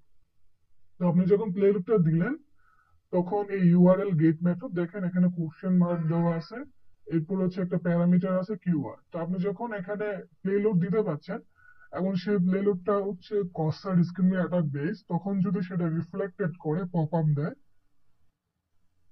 তখন সেটাকে আমরা বলতে পারছি সেটা হচ্ছে রিফ্লেক্টেড কস্টার ডিসক্রিমিনেট অ্যাটাক। এটা মোটামুটি মারাত্মক, কারণ হচ্ছে এর মাধ্যমে আমরা অন্যান্য কাজগুলো করতে পারি, আমরা একটু পর এটা প্র্যাকটিক্যালি দেখবো। এরপরে যদি আমরা মানে কস্ট আর স্ক্রিপ্টিং অ্যাটাকের রিফ্লেক্টেড কথা বাদ দিয়ে যদি এখন আমরা হচ্ছে মানে ইয়ের কথা বলি, স্টোরেজের কথা বলি, অর্থাৎ storage cost side scripting attack, তো সেটা সবচেয়ে বেশি মারাত্মক। কারণ আমরা, আপনার এটা নাম থেকেই বুঝতে পারছেন যে স্টোরেজ মানে যেটা হচ্ছে মূলত স্টোর করে দিচ্ছে ডাটা। তো এমন যদি হয় যে আপনি সেটা স্টোর করে দিতে পারছেন ডাটাগুলোকে কোনো একটা ওয়েবসাইটে, তখন সেটাকে বলা হয় মানে কস্টার স্ক্রিপ্টিং অ্যাটাকের যে পেলোড গুলো আছে, তখন সেটাকে বলা হয় স্টোরেজ কস্ট স্ক্রিপ্টিং অ্যাটাক। তো এটা নর্মালি কখন ঘটে? এটা ঘটে হচ্ছে যখন আপনি মানে ইউজারের কাছ থেকে মনে করেন একটা ফর্ম নিচ্ছেন, অথবা ইউজার কমেন্ট করার সুযোগ পাচ্ছে কোনো একটা জায়গায়। তো তারপরে মনে করেন যে ইউজারের কাছ থেকে কোনো ডাটা আপনি একটা মানে একটা ইনবক্স এর মাধ্যমে নিচ্ছেন, তখন নর্মালি এটা ঘটে থাকে, যেটা সার্ভারে জমা থাকে আর কি। এখন এটা মারাত্মক কেন? কারণ এটা সার্ভারে জমা থাকে। আমরা একটু আগে বলেছিলাম যে কস্ট অ্যান্ড স্কিমিং অ্যাটাকের মধ্যে আপনি কিলগার বানাতে পারছেন, আপনি কুকি মানে স্টোর চুরি করতে পারছেন। তো এটা যেহেতু সার্ভারে জমা থাকে, এই যে storage cost and skimming attack, এটা এই জন্য সবচেয়ে মারাত্মক। তো সার্ভারে যদি জমা থাকে, যেই এই সার্ভারে ঢুকবে, যেই ওই সাইডে ঢুকবে, তারই কিন্তু আপনি কুকিজটা নিতে পারছেন। ইভেন এটা যদি স্টোর থাকার কারণে আপনি কিলোগ্রামের মাধ্যমে অন্যান্য ডাটা গুলো নিতে পারছেন, এই জন্য এটাকে বলা হয় সবচেয়ে মারাত্মক। আর নর্মালি কখন ঘটে আপনারা এখান থেকে ভালো করে বিস্তারিত দেখে নেবেন। এটা আমার ডাউনলোড করা আছে, এটা হচ্ছে মূলত ভিআইপি অর্থাৎ সাবস্ক্রাইব করে নিতে হয়, কিন্তু এই রুমের যে এসটিএমএল ডাটা আছে সেটা সেভ করা আছে, আপনাদেরকে আমি ইনশাল্লাহ দিয়ে দেবো। আচ্ছা, এখন এটার মাধ্যমে আপনি কুকিজ তৈরি করতে পারছেন, কিলগার করতে পারতেছেন। আর এটা নর্মালি কোথায় ঘটে, এটা সহজ করে বলতে গেলে হচ্ছে যদি কমেন্ট নেন, যেমন ফেসবুকে কমেন্ট করতেছেন, অথবা কোনো একটা ওয়েবসাইটে যেখানে কমেন্ট করার সুযোগ আছে, অথবা সাইন আপ করতেছেন, যেটা হচ্ছে মূলত ডাটাবেজে জমা হবে গিয়ে, তো ওই ক্ষেত্রে আমরা এটা ব্যবহার করতে পারি। এরপর হচ্ছে ডম বেস, যেহেতু ডম হচ্ছে আমাদের প্লেলোটে ইয়েতে আছে, স্লাইডে আছে, আমরা স্লাইড থেকে দেখে দিই। তো ডম বেস যেগুলো, সেগুলো হচ্ছে আপনি হচ্ছে একটু আগেই যদি আমি বলেছিলাম যে ডম বেসটা হচ্ছে মূলত আমরা যে মানে ডকুমেন্ট অফ মডেল অথবা ডকুমেন্ট অফ অবজেক্ট মডেল যেটা আমরা জাভাস্ক্রিপ্টে করে থাকি, সেটার উপর বেস করে, ঠিক আছে। তো ডম বেস যেটা আছে এটা হচ্ছে মূলত মানে ওই যে আমরা একটু আগে যে বললাম যে ডকুমেন্ট অফ মডেলের উপর ভিত্তি করে। এখন অনেকের কোশ্চেন থাকতে পারে যে ডকুমেন্ট অবজেক্ট মডেল বিষয়টা কি। তো আপনারা হচ্ছে মানে গুগলে করতে পারেন, অথবা আপনাদেরকে দেখিয়ে দিতে পারি এই বিষয়টা আসলে কি। এই জন্য কিন্তু মূলত আমরা যখন ইয়ের কাজগুলো করি, মানে ওয়েব হ্যাকিংটা করি, তখন আমাদের এই বেসিক জিনিসগুলো অ্যাটলিস্ট জানতে হয়, তা না হলে হয় না। অনেকেই বলবে যে প্রোগ্রামিং ছাড়াও হচ্ছে হ্যাকিং সম্ভব। আমিও বলবো সম্ভব, কিন্তু ওইটা কিছু না কিছু লিমিটেশন, আপনাকে একটা লিমিটেশন আপনার থেকেই যাবে। আপনি অনেক কিছুই জানবেন না, অনেক সময় কোনো স্ক্রিপ্ট লিখতে পারবেন না, আপনার লিমিটেশন চলে আসবে। তো ওইটা বাই ওই ধরনের আপনি হ্যাকার হতে পারবেন না। এটাকে টেকনিক্যাল ভাষায় বলা হয় স্ক্রিপ্ট কিটিং। আপনি আরেকজনের স্ক্রিপ্ট দিয়ে কাজ করতেছেন, কিন্তু রিয়েল হ্যাকার হতে হলে আপনার ভালো করে মোটামুটি আপনার অ্যাটলিস্ট ভালো স্ক্রিপ্ট লিখতে পারেন আর না পারেন, দেখে দেখে বুঝতে হবে যে কি হচ্ছে। তো হোয়াট ইজ ডম, এখানে যদি আপনি ক্লিক করেন, তাহলে ডম কি জিনিস সেটা কিন্তু এখানে বলা আছে। আপনারা এখান থেকে দেখে নিতে পারেন, অথবা W3 স্কুল থেকে দেখে নিতে পারেন। যেহেতু আমাদের ওয়েব ডেভেলপিং এর কোর্স এটা না, এটা যেহেতু ওয়েব বেস হ্যাকিং আমরা দেখাচ্ছি, তো সেক্ষেত্রে আমরা আমাদের মেইন টপিকেই থাকি। তো ডম বেস যেই হ্যাকিং গুলো হয় কস্ট সাইড স্ক্রিমিং অ্যাটাকের ক্ষেত্রে, এটা মূলত ঘটে থাকে যখন হচ্ছে আমরা জাভা স্ক্রিপ্টের একটা কোড রান করিয়ে থাকি। রান করালে সেটা যদি ডম বেস মানে জাভা স্ক্রিপ্টের কোড হয়, তখন নর্মালি সেটা সরি মানে ঘটনা ঘটা সম্ভব আর কি, তখন সেই জিনিসটা হতে পারে। এক্সাম্পল হিসেবে এটা কিভাবে হতে পারে, যেমন মনে করেন যে নর্মালি যখন আমরা রিফ্লেক্টেড কোসার স্ক্রিনে অ্যাটাক দেই, তখন হচ্ছে নর্মালি মানে রিফ্লেক্ট স্ক্রিনে অ্যাটাকের মধ্যে জাভা স্ক্রিপ্টে যে অন্যান্য ফাংশন গুলো থাকে, সেটা কাজ করছে না করছে না সেটা কিন্তু তার দেখার কোনো কিছু নাই। কিন্তু আপনি যখন ডম বেস কাজ করবেন, তখন অন্যান্য ফাংশন গুলো কাজ করছে কিনা সেটা দেখা লাগবে। তো সেই কথাটা এখানে বলাই আছে যে with reflected cos side screen attack, a attacker payload will be inject directly on the website and will not matter when other javascript on the site get loaded. জাভাস্ক্রিপ্টে যে আরো যে মানে কোড গুলো আছে সেগুলো লোড করলো কিনা, রান হইলো কিনা, এক্সিকিউশন হলো কিনা, সেটা তার দেখার বিষয় না। যদি ওখানে জাভাস্ক্রিপ্টের ইন কোড থাকে তাহলে সে এটাকে এক্সিকিউশন করে নেবে। কিন্তু ডম বেস যেগুলো হয় সেক্ষেত্রে এটা অবশ্যই গুরুত্বপূর্ণ, সেটা হচ্ছে যে ডমের সাথে রিলেটেড যে কোডটা আছে সেটা যেন এক্সিকিউশন হয়। এই কথা এখানে বলা আছে, উইথ ডম বেস কসার scripting attack a attacker payload will only be executed when the vulnerable javascript code is either loaded or interacted with. It goes through a javascript function. এটা এক্সাম্পল দিয়ে আমি দেখাতে পারি। এখানে একটা এক্সাম্পল দেওয়া আছে, এই এক্সাম্পলটা হচ্ছে মূলত ডম বেজের ক্ষেত্রে। তবে অবশ্যই এখানে কিছু মিসিং এখানে আছে, অবশ্য আমার ভালো করে সেভ করা হয় না, এই জন্য এই ঝামেলা হয়েছে। তো আমরা যখন মানে document dot get element by ID অথবা get element by class name এগুলো দিয়ে যখন আমরা কোনো জাভাস্ক্রিপ্টের কোড রান করি, তখন এখানে ইনার এসটিএমএল অথবা আমরা আরো কিছু মানে প্রিন্টেড ফাংশন গুলো ব্যবহার করে থাকি নর্মালি। তো এখানে যদি এর মাধ্যমে আমি অন্য কিছু মানে রান করাতে পারি এই ডোম রিলেটেড ফাংশনটা, তখন নর্মালি ডোম বেস কর্সার স্ক্রিনে অ্যাটাক হয়। তো এগুলো যা বললাম সবই থিওরি, এগুলো অনেক কিছু আপনাদের মাথার উপর দিয়ে যাবে, সেটাই স্বাভাবিক। এখন আমরা যখন প্র্যাকটিক্যালি দেখবো, আশা করি এখন এই বিষয়গুলো ভালো করে বুঝতে পারবেন। তবে লিস্ট আপনি যেই জিনিসগুলো মনে রাখবেন সেটা হচ্ছে যে কস্টার স্ক্রিপ্ট অ্যাটাকটা এটা হয় জাভা স্ক্রিপ্টের কারণে। আরেকটা হয় যে যখন আপনি জাভা স্ক্রিপ্টটা ভালোভাবে স্যানিটাইজ করতে পারছেন না। তারপরে আপনি যে বিষয়টা মনে রাখবেন বেসিক, একেবারেই বেসিক, যে এর সাহায্যে আপনি যে কাজগুলো করতে পারেন, কিউলোগার, ফিশিং, তারপরে কুকি স্টোলিং করতে পারেন, তারপরে হচ্ছে আপনি আরো অনেক কাজ করতে পারেন যেহেতু এটা প্রোগ্রামিং বেস। এখন এটা কয় প্রকার, নর্মালি 3 প্রকার, আমরা তিন প্রকারের নামগুলো জানলাম। এখন এগুলো কেমনে কি কাজ করে যে পর্যন্ত আমরা প্র্যাকটিক্যাল না দেখবো তো সেই পর্যন্ত আপনারা ভালো করে বুঝবেন না। তো প্র্যাকটিক্যাল দেখার জন্য আমি হচ্ছে আমাদের টার্গেট ওয়েবসাইটে যাই। আর এর আগে আপনারা যে কাজটা করবেন, আপনারা মানে কসা ডিসকাউন্টের অ্যাটাকের বিষয়গুলো যদি একেবারে বিগিনার হন, গুগলে সার্চ করবেন, জানবেন। অথবা আমরা আপনাদেরকে বলেছিলাম যে প্লেলোড অল থিংস নামে জনপ্রিয় একটা রিপো আছে, এই রিপোটা সবসময় ফলো করার ট্রাই করবেন। তো এখানে চলে আসার পর আপনারা যদি এখানে ক্লিক করেন, দেখবেন যে এখানে অনেকগুলো মানে ওয়েবসাইট বানানোর কথা বলা আছে। এর মধ্যে সবার শেষের দিকে হচ্ছে আপনি পাবেন যে কসার স্কিমিং অ্যাটাক অথবা ইনজেকশন সম্পর্কে। এখানে এটা যখন আপনি এখানে ক্লিক করবেন, তখন হচ্ছে এই সম্পর্কে বিস্তারিত বলা থাকবে। আপনাদের একটা ভিডিওতে কিন্তু এত কিছু দেখানো সম্ভব না, আপনাদেরকে জাস্ট ধরিয়ে দেওয়া হচ্ছে। আপনারা যে কাজটা করবেন যে আপনারা নিজেরা স্টাডি করবেন, ট্রায়াক প্রবলেম সলভ করবেন, হ্যাক দ্য বক্সের প্রবলেম গুলো সলভ করবেন এবং নিজেরা হচ্ছে চেষ্টা করবেন যে হ্যাকার ওয়ান বাগ কাউডের এই প্রবলেম গুলো সলভ করা, তারপরে পট সুইঙ্গার এর প্রবলেম গুলো সলভ করা যেগুলো কসার স্ক্রিন রিলেটেড থাকবে আর কি। তাহলে আপনার মোটামুটি একটা মানে ধারণা চলে আসবে। তো এখানে এই বিষয়গুলো খুব সুন্দরভাবে বলা আছে, আপনারা এখান থেকে দেখে নেবেন। তাহলে আশা করি আপনার আইডিয়া চলে আসবে কিলোগার কিভাবে বানানো যায়, তারপরে হচ্ছে মানে বেসিক পেলোড গুলো কি কি সেগুলো কিন্তু এখানে সব দেওয়া আছে। তো কপসাইড স্ক্রিনে অ্যাটাকের একেবারে বেসিক প্লেলোড হচ্ছে, আমরা আমরা আপনাকে নোটপ্যাড দিয়ে লিখে দেখাই। একেবারে বেসিক প্লেলোড নর্মালি আমরা সাধারণত যেটা হচ্ছে পিন করে থাকি সেটা হচ্ছে এটা। যেহেতু স্ক্রিপ্ট, আমরা স্ক্রিপ্ট দিয়ে তারপরে হচ্ছে স্ক্রিপ্ট, এটা যেহেতু একটা ওপেন আর ক্লোজ ট্যাগ, এটা আমরা শেষ করলাম। এরপরে এখানে আমরা হচ্ছে মানে স্ক্রিপ্টের ফাংশন গুলো দিয়ে থাকে। তো এখানে আমরা নর্মাল ইউনিভার্সাল একেবারে টেস্ট করে থাকি এটা অ্যালার্ট ফাংশন। এটা হচ্ছে মূলত ফাংশন, এটাকে বলা হয় অ্যালার্ট ফাংশন। এই অ্যালার্ট ফাংশনের কাজ হচ্ছে আপনাকে পপ আপ দেওয়া। তো এটার একটা বিষয় হচ্ছে এটা যে কাজটা করবে আপনাকে পপ আপ দিবে, এটা যখনই আপনি রান করবেন পপ আপ দিবে, অ্যালার্ট করে দিবে। যেটা হচ্ছে আমরা বিভিন্ন জায়গায় যখন বিভিন্ন ওয়েবসাইটে ঢুকি দেখবেন যে আমাদেরকে নোটিফিকেশন অ্যালার্ট আসে। যে অ্যালাউ করবেন কিনা অথবা অ্যালাউ করবেন কিনা, সেম বিষয়টা। তো এটা নর্মালি আমরা ব্যবহার করে থাকি, তবে আরো অনেক ইয়ে আছে, যেমন এসভিজি দিয়ে করতে পারেন অনলোড, অথবা ইমেজ দিয়ে করতে পারেন। তো আপনি যেভাবে খুশি সেভাবে করতে পারেন। এখানে যে প্লেলোড গুলো আছে এখান থেকে যে কোনো প্লেলোড ইউজ করে টেস্ট করতে পারেন, তবে নর্মালি আমরা এটাই ইউজ করবো আর কি। আচ্ছা, তো এখন আমরা আমাদের টার্গেট মানে জিনিসটা চেক করি। এজন্য হচ্ছে আমরা এখান থেকে আমাদের আইপিটা নিয়ে নিই। আইপিটা নিয়ে তারপর হচ্ছে আমরা দেখি যে এখানে কি আসলে মানে কি বিষয়টা আর কি। তো প্রত্যেকটা বিষয় আশা করি ইনশাল্লাহ আমরা ভালো করে জানতে পারবো। তো আমার হচ্ছে মানে ভিপিএন কানেক্ট করা হয় না, এই জন্য লোড নিচ্ছে না। আমি হচ্ছে ভিপিএন টা কানেক্ট করে নিই। অবশ্যই এটা আমার অ্যাকাউন্ট না, এটা হচ্ছে আমাদেরই এক বড় ভাইয়ের অ্যাকাউন্ট।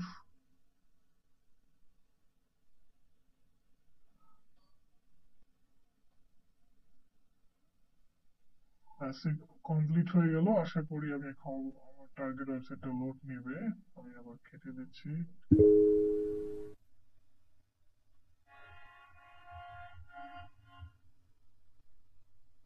আচ্ছা, তো আমরা লোড নিলাম। লোড নেওয়ার পরে আমাদের যেহেতু আমরা বোঝার জন্য প্রবলেম সলভ করছি, সেক্ষেত্রে আশা করি আপনারা বুঝতে পারলেই হচ্ছে। বাকি হচ্ছে আপনারা যখন প্র্যাকটিক্যাল কাজ করবেন তখন কিন্তু আপনি অনেক কিছু দেখবেন যে আপনার এতটুকু বোঝানোর ভিতর দিয়ে হচ্ছে না, তখন আপনাকে নিজে নিজে শিখতে হবে, কোড করতে হবে, অথবা মিডিয়ামে সার্চ করবেন, অথবা রাইটার্স দেখবেন, অথবা কারো ভিডিও দেখবেন, তখন আপনি পুরোপুরি বুঝতে পারবেন। আচ্ছা, তো আমরা বুঝলাম যে তিন ধরনের কস্টার স্কিমের অ্যাটাক আছে। ওই তিনটা জিনিসই আমরা এখানে মোটামুটি পাবো। তো এখানে আমরা টার্গেট ওয়েবসাইট দেখতে পাচ্ছি। তো এখানে দেখতেই পাচ্ছেন যে কস্টার স্কিমের অ্যাটাক কেন হয়, যখন আমরা কিছু ইনপুট নিতে পারি। এখানে কিন্তু আমাদেরকে বলতেছে যে ইন্টারভিউ নেম। যেহেতু আমরা এখানে ইনপুট নিতে পারছি, তো এখানে আমরা বিভিন্ন ধরনের ইনজেকশন গুলো ট্রাই করতে পারি। যে এই ধরনের ইনজেকশন গুলো আছে, যেমন ওএস কমান আছে, তারপরে হচ্ছে আপনার এই কসাইড আছে, তারপরে হচ্ছে আরো আছে, যেমন আপনার কসাইড প্লেলোডের আছে, অথবা টেমপ্লেটের আছে ইনজেকশন। এগুলো এগুলো আস্তে আস্তে শিখলেই পারবে। তো আমরা এগুলো ট্রাই করতে পারি আর কি। তো এগুলো ট্রাই করে যদি আমরা দেখি, এখানে বলছে যে ইন্টারভিউ নেম। তো আমরা যদি নেম দেই, মনে করেন যে দিলাম, দেওয়ার পরে যদি আমরা এন্টার করি, তাহলে দেখবেন যে বলবে হ্যালো ফয়সাল। তারপরে এখানে কিছু প্লেলোড তারা চেক করে দেখতেছে, যেহেতু এটা সিটিএম বেস প্রবলেম, তো চেক করে দেখবে আর কি। তো এখন একটা জিনিস খেয়াল করেন যে আপনি যখন ভ্যালু দিলেন তখন হচ্ছে তারা দেখাচ্ছে হ্যালো ফয়সাল। তো এখানে কিন্তু হ্যালো তাদের কাছে ফিক্স করেই আছে, এটা হ্যালো ফিক্স করাই আছে। তো এই বিষয়গুলো কি ফিক্স করা আছে কি ফিক্স করা নাই, সেজন্য যখনই আপনি ওয়েবের প্রবলেম সলভ করবেন সবকিছু আপনি গ্যাদারিং করবেন, ইনফরমেশন গ্যাদার করবেন, এরপরে কাজ শুরু করবেন।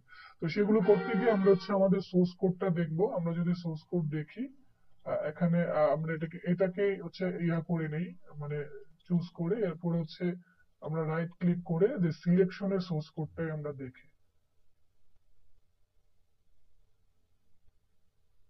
আমরা যদি সার্চ করে ফেলছি, সরি ফর দ্যাট, আমাদের উচিত হচ্ছে সোর্স কোড চেক করা। তো আমরা যদি সোর্স কোড দেখি, আমরা হচ্ছে এতটুকু দেখতে পাচ্ছি, কিন্তু বিস্তারিত কিছু দেখতে পাচ্ছি না। এই জন্য আমরা সিলেকশন না দিয়ে ফুলটা দেখি, দেখি কি অবস্থা।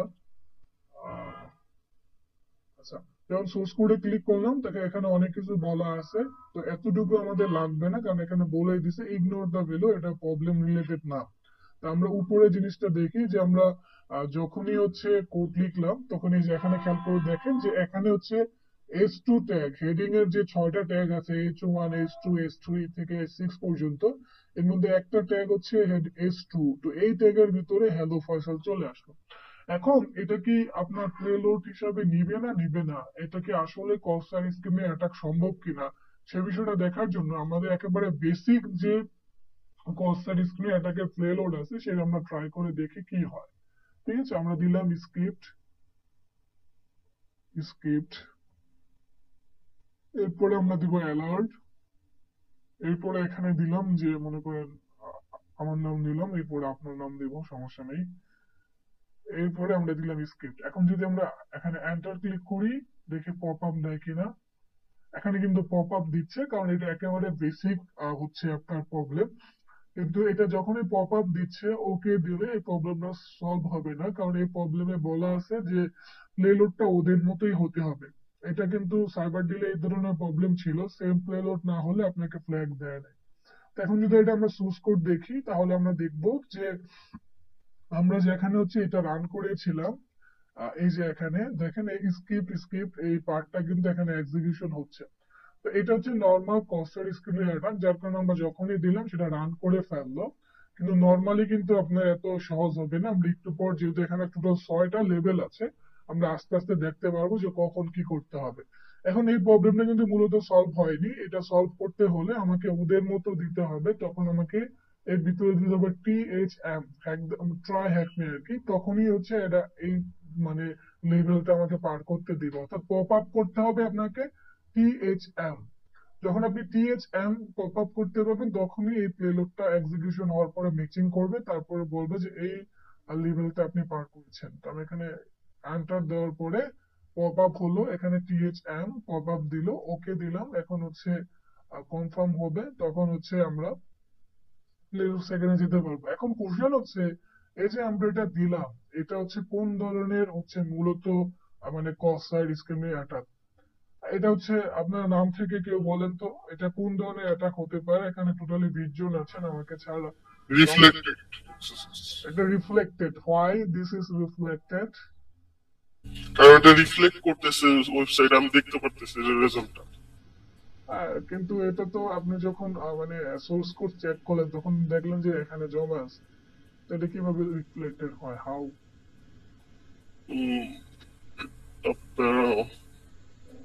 রাইট। আমি দেখি আপনারা কে আনসার দিতে পারেন। এটা কি নুসরাত ভাই। জাভাস্ক্রিপ্ট রান করা গেছে এই জন্য? এই যে আমি জাভাস্ক্রিপ্ট এখানে রান করলাম, তো এটা কি রিফ্লেক্টেড হবে এটা নাকি? তো ডাটাবেজে জমা থাকতেছে না, এটা তো ক্লায়েন্ট সাইডেই দেখাচ্ছে temporary. Right, right, right. Client সাইডেই দেখাচ্ছে না। আচ্ছা ঠিক আছে, আমি কার্ড এক্সাম একটু পড়ে দিচ্ছি। এটা রিফ্লেক্টেড।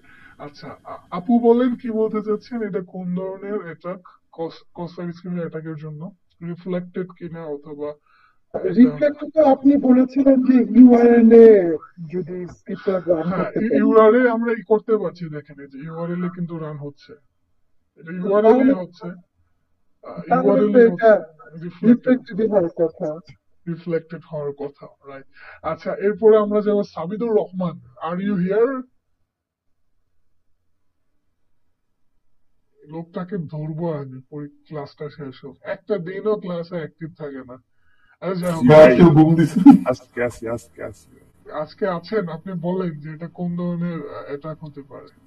একজন লেফট নিচে বয়ে কোশ্চেন করতেছে স্যার। বলেন সাবিদুর ভাই। আরে বলেন, তরিকুল ভাই ভুল বলতে পারে নাকি? এটা কসার স্ক্রিনে রিফ্লেক্টেডই হবে। তরিকুল ভাই ভুল করতে পারে, উনি তো ওয়েবসাইটের বস। আপনি বলেন। কি বলেন ভাই, আপনি মনে হয় গোলায় ফেলতেছেন, আমি আপনাদের টিমের না ভাই, আমি টুঙ্গিতে।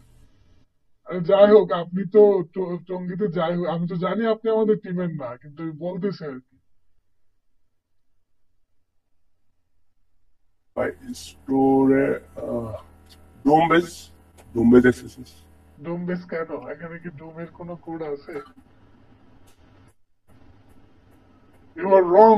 আর তরিকুল ভাই সঠিক, কারণ তরিকুল ভাই তো মানে ওয়েবে হ্যাকিং খুব আগায় আছে। উনি ওনার ভুল হবে না, ঠিক আছে। এখন আমরা যাবো নুসরাত তমা আপুর কাছে। আপু, এটা কি হতে পারে? কোন ধরনের রিফ্লেক্টেড অ্যাটাক, মানে কোন ধরনের কস্টার স্ক্রিনে অ্যাটাক হতে পারে? রিফ্লেক্ট। হয় রিফ্লেক্টেড, যেহেতু তরিকুল ভাই বলছে সেজন্য না? ভাইয়া আচ্ছা ঠিক আছে, এটা রিফ্লেক্টেড, বাট হোয়াই? এটা ভাই ইউআরএল দেখাইতেছে। ইউআরএল এ দেখাচ্ছে। আচ্ছা, মনি আপু বলেন তো, মানে রিজনটা কি, কেন এটা রিফ্লেক্টেড?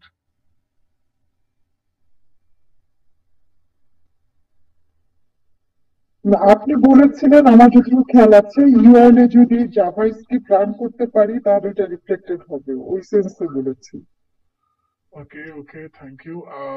ঠিক আছে, এনিওয়ান, তরিকুল ভাই বলেন যে এটা কেন রিফ্লেক্টেড, আপনি যেহেতু বলছিলেন, আপনি বলেন। কারণ এটা রিফ্লেক্ট ক্লায়েন্ট সাইডে রিফ্লেক্ট করতেছে, কোনো জায়গায় স্টোর থাকবে না। যদি আমি কমেন্টে করি তাহলে তো সেটা স্টোর থাকবে, পরবর্তীতে যে কেউ দেখতে পারবে, তার ব্রাউজারেও যে এটা রিফ্লেক্ট করবে, তাহলে ওটা স্টোরেজ হয়ে যাবে, তাই না? আমি রাইট, যদি রাইট। জানি। আচ্ছা, আমরা এখন যদি এটাকে রিফ্রেশ করি, তাহলে একটু ট্রাই করি। এটাকে রিফ্রেশ করার পরে তারপর দেখতেছি এটা হচ্ছে পপ আপ দিচ্ছে, দ্যাট মিনস এটা কি স্টোরেজ হয়ে গেছে, এখানে কি মানে স্টোর হয়ে গেছে। দেখেন, আমি যখন এটা পপ আপ দিলাম তখন কিন্তু এটা মানে স্টোর হচ্ছে। কিন্তু সেম ইউআরএলটা যদি অন্য কেউ তবে দেয় স্টোর তাহলে বেস কি হবে? হ্যাঁ, স্টোর এখন হয়ে এটা গেছে খুবই না? অ্যান্সার ইতিমধ্যে আমাদের কারেন্ট অ্যান্সার দিয়েছে তুলকুল ভাই, বাকি যাদের অ্যান্সার ছিল তাদের রং ছিল। এটা হচ্ছে বাকি এর মধ্যে তমাপুরটা আর হচ্ছে আমাদের মনিয়াপুরটা ঠিক ছিল। আর চ্যাট বক্সে হচ্ছে মানে রাজদীপ বলছিল, তো এটা হচ্ছে রিফ্লেক্টেড আর এটা স্টোরেজ না, কারণ হচ্ছে আমি যদি আপনাকে ইউআরএলটা কপি করে দেই, এটা ক্লায়েন্ট বেস হবে, আপনার জায়গায় পপ আপ নিবে না, আমার জায়গায় পপ আপ নিচ্ছে। যখন এটা ক্লায়েন্ট বেস হয়ে যাচ্ছে এবং হচ্ছে এটা সব ইউজারের ক্ষেত্রে সেম কাজ করছে না, তখন বুঝাই যাচ্ছে যে আমার ডাটাটা হচ্ছে স্টোর হচ্ছে না। তখন সেটা হয়ে যাচ্ছে আপনার হচ্ছে রিফ্লেক্টর, যেখানে অথবা সহজ করে আমরা জানি যে ইউআরএল বেস যখন আমরা মানে কোনো ডাটা নেওয়ার জন্য মানে ইউজারের সার্ভারের কাছ থেকে আমরা গেট মেথড ইউজ করে থাকি, তখন যদি আমরা সাধারণত মানে মানে আমাদের প্লেলোড গুলো এক্সিকিউশন করতে পারি স্ক্রিপ্ট রিলেটেড, তখন হচ্ছে নর্মাল এটাকে রিফ্লেক্টেড বলে। তবে সবচেয়ে বেসিক বিষয় হচ্ছে যে যখন আপনার মানে স্ক্রিপ্টটা আপনার এখানে হচ্ছে রান করতেছে কিন্তু হচ্ছে আরেকজনের উপর রান করছে না, সেটা হচ্ছে পুরো ইউজার বেস হচ্ছে ক্লায়েন্ট বেস, সেক্ষেত্রে রিফ্লেক্টেড হচ্ছে আর কি। আর যখন আপনার ক্ষেত্রে আরেকজনের ক্ষেত্রে সেম, যেই ওই ওয়েবসাইটে যাচ্ছে তারও এরকম সেম পপ আপ দেখাচ্ছে, সেক্ষেত্রে সেটা স্টোরেজ, কারণ সেটা ডাটা বেসে স্টোর হচ্ছে তাদের সার্ভারে, সেটা হচ্ছে আপনার আপনার আপনার যে ক্লায়েন্ট বেস ইয়েতে না। এখন আমরা এটা মোটামুটি বুঝলাম। এখন যদি আমরা লেভেল 2 তে যাই, এখন সেম প্লেলোডটা যদি আমরা আগে যেটা দিয়েছিলাম সেটা যদি আমরা এখানে দেই, সেটা কিন্তু এখানে আমাদের দেখা লাগবে যেটা রান হয় কিনা। আমরা যখন এটা দিলাম দেখা গেল যে এটা রান হচ্ছে না। এর পিছনে একটা কারণ আছে, এই কারণটা আমাদের বের করতে হবে। এটা আমরা দেখতে পারবো যে এখানে কিছু জিনিস হচ্ছে মনে হয় ব্যতিক্রম আছে।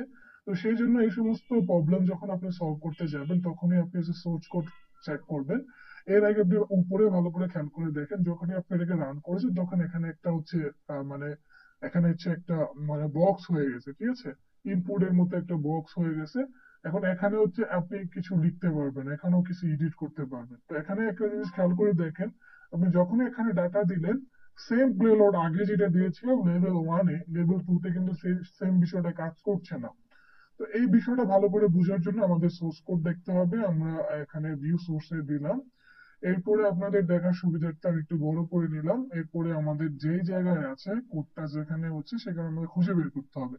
তো এইভাবে খুঁজে বের করা কঠিন, এর জন্য হচ্ছে আমরা সাধারণত প্রফেশনালি এইভাবে সার্চ করে নিব। দেখেন এই যে নিচের একটা পার্টে আমরা সার্চ করার সুযোগ পাচ্ছি, ফাইন্ড পেজ। তো আমরা যদি যেটা দিয়েছিলাম PHM, সেটা যদি খেয়াল করে দেখি যে আমাদের এই যে এখানে দেখাচ্ছে এই যে এই পার্টটা, এই কোডটা হচ্ছে আমাদের। তো যখনই আমরা কোডটা দিলাম খেয়াল করুন যেখানে ইনপুট ফাংশন নিয়ে নিছে, সরি ইনপুট ট্যাগ নিয়ে নিল, ট্যাগ নিয়ে আমার ইনপুট ট্যাগের ভিতরে আমাদের এটা রান করাচ্ছে। তো ইনপুট ট্যাগের ভিতরে এটা রান করানোর কারণে এক ট্যাগের ভিতরে আরেক ট্যাগ, স্ক্রিপ্ট তো আর অ্যাট্রিবিউট না যে একটা ট্যাগের ভিতরে গিয়ে আবার কাজ করবে, তাই না? তো আমরা HTML এ জানি একটা অ্যাট্রিবিউট আর একটা ট্যাগ। তো ট্যাগ কাজ করে হচ্ছে নর্মালি ট্যাগ, আর অ্যাট্রিবিউট কাজ করে হচ্ছে ট্যাগের ভিতরে, যেমন ভ্যালু, ভ্যালু হচ্ছে কিন্তু এখানে অ্যাট্রিবিউট। এখন আমরা যখন এই স্ক্রিপ্টটা দিলাম, আমরা যে এখানে যে মানে যেই প্লেলুডটা এখানে দিলাম স্ক্রিপ্ট LRTHM, সেটা কিন্তু আমরা যখন সোর্স কোডে গিয়ে চেক করে দেখলাম যে সেটা হচ্ছে মানে এই ইনপুটের অ্যাট্রিবিউট ভ্যালু হিসেবে নিচ্ছে, কারণ অ্যাট্রিবিউটের বেসিক কি যে আমাদের দিতে হয় অ্যাট্রিবিউট নেম, এরপরে মানে এই ডাবল কোটেশনের ভিতরে আমরা যেটা দিই। তো সেম কাজটাই কিন্তু হচ্ছে। তো এই প্রবলেমটা সলভ করতে হলে আপনাকে যে কাজটা করতে হবে এই সোর্স কোড দেখে বুঝতে হবে যে আসলে কি হচ্ছে। সেটা কি যে আপনার যখনই আপনি ভ্যালু দিচ্ছেন সেটাকে ধরে নিচ্ছে এই ভ্যালুর হচ্ছে অ্যাট্রিবিউট ভ্যালু। তো অ্যাট্রিবিউট ভ্যালুটা যখন আপনি মানে মানে ইয়া করতে পারবেন, বাইপাস করতে পারবেন, তখনই কিন্তু এটা রান হবে। অর্থাৎ আপনি যে প্লেলোডটা দিচ্ছেন সেটা যদি আপনি অ্যাট্রিবিউট ভ্যালু থেকে বাইপাস করে নর্মাল প্লেলোড হিসেবে এক্সিকিউশন করতে পারেন, তখনই কিন্তু আপনাকে পপ আপ দিবে। ঠিক আছে, তো সেই বিষয়টা করার জন্য আমরা যে কাজটা করব, মনে করি যে আমরা একেবারে ইনপুট কিভাবে কাজ করে জানি না, সেই জন্য আমরা সার্চ করব যে ইনপুট HTML স্কুল। এখানে যাওয়ার পরে আমরা দেখবো যে এটা আসলে কিভাবে কাজ করে। মোটামুটি আমাদের একটা আইডিয়া চলে আসবে, তখন আমরা কাজ করতে পারবো। তো নর্মালি কাজ করার সময় কিন্তু এইভাবেই আপনাদের কাজ করতে হবে, কারণ সবকিছু আপনি জানবেন না, সার্চ করে করে বুঝে নেবেন। তো খেয়াল করেন, আপনি যখন হচ্ছে ইনপুট দিচ্ছেন এরপরে হচ্ছে আপনি একটা মানে অ্যাট্রিবিউট নাম দিচ্ছেন, এরপরে অ্যাট্রিবিউট ভ্যালু দিচ্ছেন, ঠিক আছে? এবং ইনপুট ট্যাগের কিন্তু শেষ ট্যাগ নাই, খেয়াল করেন। অর্থাৎ ইনপুট হচ্ছে জাস্ট ওপেন ট্যাগ, এটা ক্লোজ ট্যাগ, ওপেন আর ক্লোজ ট্যাগ না। নর্মালি আপনি যে ট্যাগ গুলো ব্যবহার করেন, যেমন ফর্ম ওপেন ক্লোজ, ফর্ম শেষ করতে হবে, তারপর পি ট্যাগ ওপেন আছে আবার ক্লোজও আছে, বাট ইনপুট কিন্তু আপনার মানে শুধু ওপেন ট্যাগ, এটা কিন্তু ক্লোজ ট্যাগ না। তো সেক্ষেত্রে এখানে আপনি যখন ইনপুট দিচ্ছেন এটা কিন্তু ক্লোজ করা লাগে না। আরেকটা বেসিক হচ্ছে এখানে যেটা অ্যাট্রিবিউট দিচ্ছেন, অ্যাট্রিবিউট দেওয়ার পরে আপনি এখানে অ্যাট্রিবিউটের ভ্যালুটা দিচ্ছেন। মোটামুটি বেসিক যদি এটা বুঝেন তাহলে যে বিষয়টা দাঁড়ালো যে আপনার ইনপুট ট্যাগ আপনি দিলেন, এরপর আপনাকে অ্যাট্রিবিউট নেম দিতে হবে, আর এখানে অ্যাট্রিবিউট নেম হিসেবে ভ্যালু আছে, ভ্যালুর পরে সমান দিয়ে অ্যাট্রিবিউটের ভ্যালু সাধারণত এর ভিতরে দিতে হয়, ইনভার্টেড কমার ভিতরে আপনার অ্যাট্রিবিউট ভ্যালুটা দিতে হয়। এখন আপনি অ্যাট্রিবিউট ভ্যালু আপনি যখনই এখানে কোডটা দিচ্ছেন তখন কিন্তু আপনার স্ক্রিপ্টটা এখানে নিয়ে নিচ্ছে, তো আপনার এটাকে বাইপাস করতে হবে, ঠিক আছে। এবং এই ইনপুট এখানে দেওয়ার পরে এটা যেহেতু ক্লোজ নাই, তো এটাকে কিন্তু এভাবে আপনার ক্লোজ করে দিতে হবে, তাই না? অর্থাৎ এটাকে আপনার ক্লোজ করে দিতে হবে।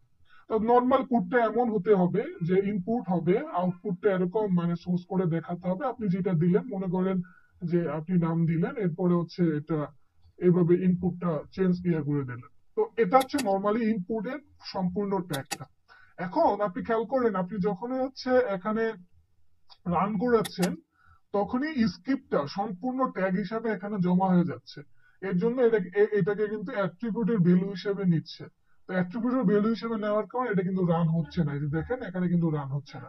তো এই প্রবলেম সলভ করার জন্য আপনার কি করতে হবে, আপনি খেয়াল করে দেখেন যে আপনাকে এখানে হচ্ছে মানে এইভাবে লিখতে হবে যে স্ক্রিপ্টটা ক্লোজ, প্রথমে হচ্ছে এরকম লিখতে হবে এটা, যে আপনার যেহেতু বেসিক প্রথমে এটা থেকেই যায়, এটা থেকেই যায়, এরপরে আপনার আরেকটা লাগবে, কারণ এই যে নামের পরে এটা ক্লোজ করতে হবে, অর্থাৎ ডাবল কোটেশন ওপেন, এটা আবার ডাবল কোটেশন কিন্তু ক্লোজ করতে হবে এখানে একটা দিয়ে। তো এই জন্য আপনার পেলোডটা আপনি এটা দিলেন। এরপরে খেয়াল করে ইনপুট ট্যাগের তো আপনার এই যে এটা তো ক্লোজ করতে হবে এটা দিয়ে, এই জন্য আপনি আরেকটা এটা দিলেন।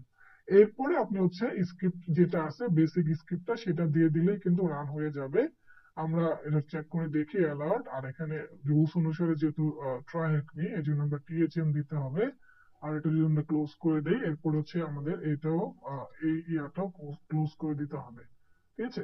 তো এটা হচ্ছে আপনার সম্পূর্ণ প্লেলোড, এই প্লেলোডটা দিলে এক্সিকিউশন হবে, বাকি ক্ষেত্রে কিন্তু এক্সিকিউশন হবে না। আপনারা যদি ভালো করে খেয়াল করে দেখেন যে এটা হচ্ছে পারফেক্ট প্লেলোড। এখন এটা কিভাবে বুঝলাম আমি, খেয়াল করে দেখেন, এটা বোঝার জন্য আমরা কিন্তু সোর্স কোডটা দেখলাম।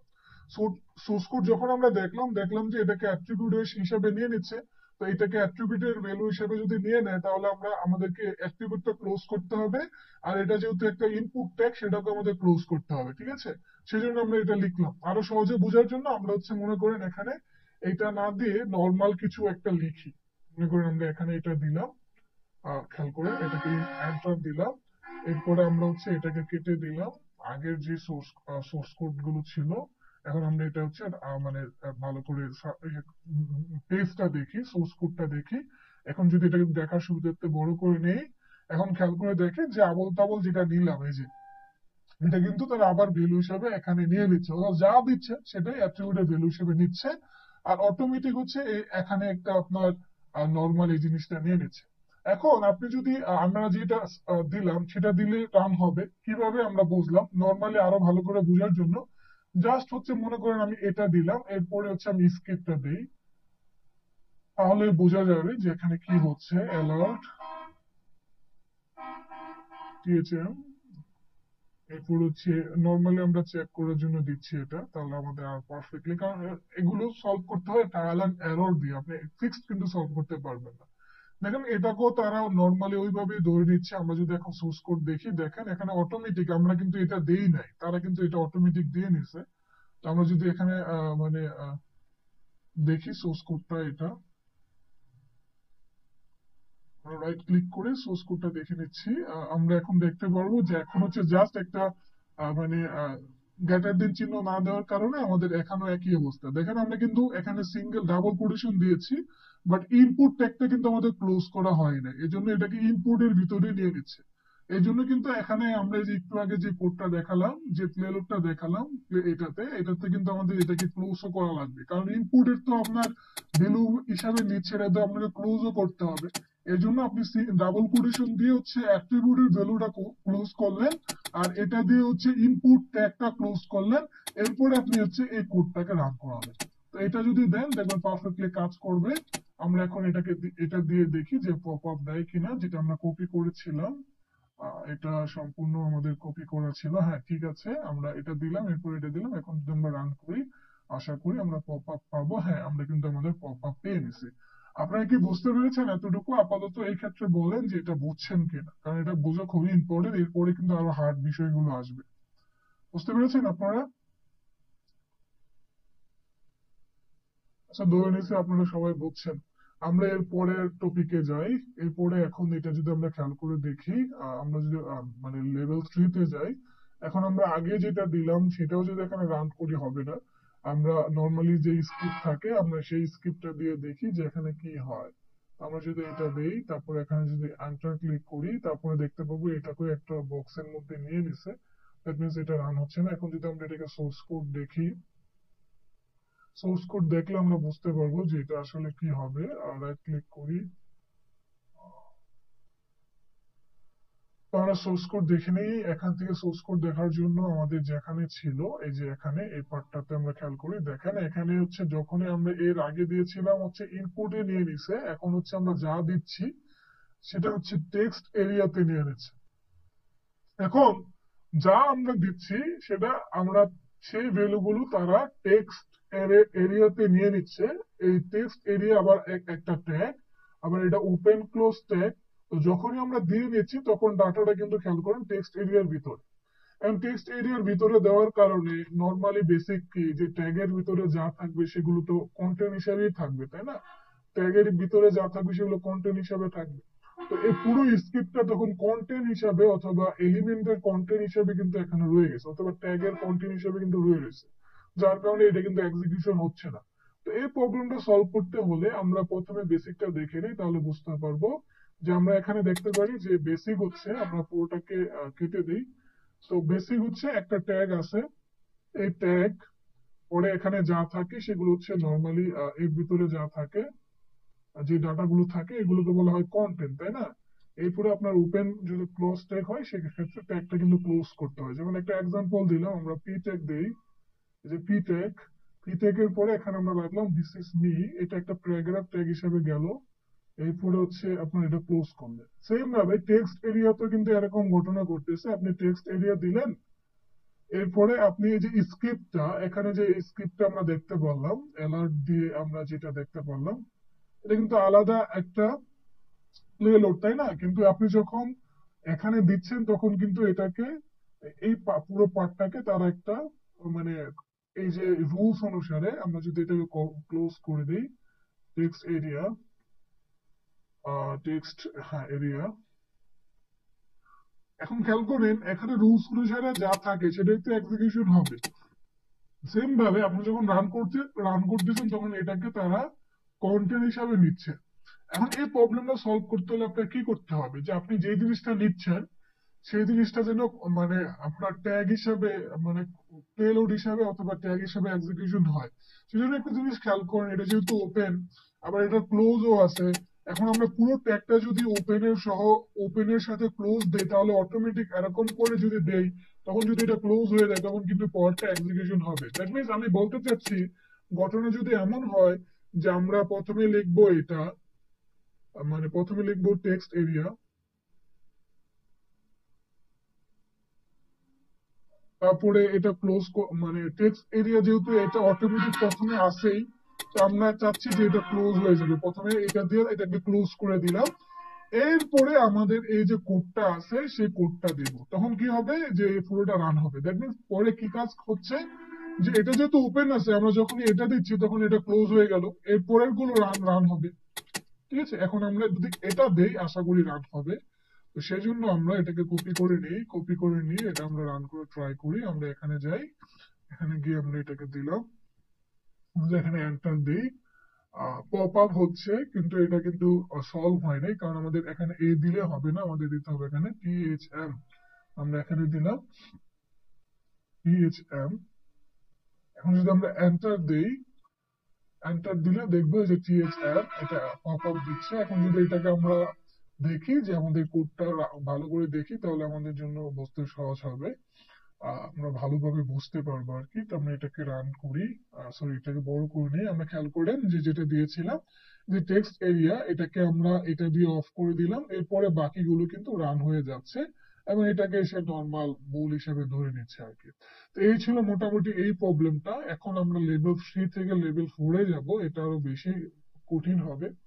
তো লেভেল 4 এ আমরা যাওয়ার পরে আগের কোডটা যদি আমরা দেই, যেটা আমাদের স্ক্রিপ্টের কোড ছিল, সেটা যদি আমরা দেই, দিলে আশা করি কিছু না কিছু বুঝবো আমরা। দেওয়ার পরে আমরা দেখি যে এখানে কি হচ্ছে, হ্যালো, এরপরে কি দিচ্ছি সেটা কিন্তু এখন দেখাচ্ছে না। ঠিক আছে, দ্যাট মিনস এখানে আবার একটা কাজ হচ্ছে। কি হচ্ছে, আমরা যখন দিচ্ছি সেটা হাওয়ায় হয়ে যাচ্ছে, দ্যাট মিনস এটা কিন্তু আপনার ব্ল্যাক লিস্ট করতেছে, তারা ফিল্টার করতেছে। এখন যদি এটা আমরা সোর্স কোড পড়ি, তাহলে আমরা ভালো করে বুঝতে পারবো। সোর্স কোড পড়ি, আমার মাউসে একটু সমস্যা, এই জন্য আমি টাচপ্যাড দিয়ে করছি। এখন যদি আমি সোর্স কোড দেখি, দেখেন এখানে কি বলা আছে যে আপনি যখনই দিচ্ছেন তখন হ্যাঁ, এটা কিন্তু ডম বেস, বুঝতেই পারছেন। এটা ডম বেস। আর কেন ডম বেস আমাকে বলেন তো একটু, কে বলতে পারবেন যেটা ডম বেস কিনা অথবা স্টোর বেস কিনা? এখানে document right, dot gate document dot element gate element class name দিয়ে হচ্ছে আমাকে ইনার এসটিএমএল দিয়ে আমার ডাটা কল করা লাগছে। এটা ডম বেস কনসার্ট স্ক্রিন অ্যাটাক। তো এখানে আমাদেরকে ওই ডম বেসের জিনিসগুলো শিখতে হবে।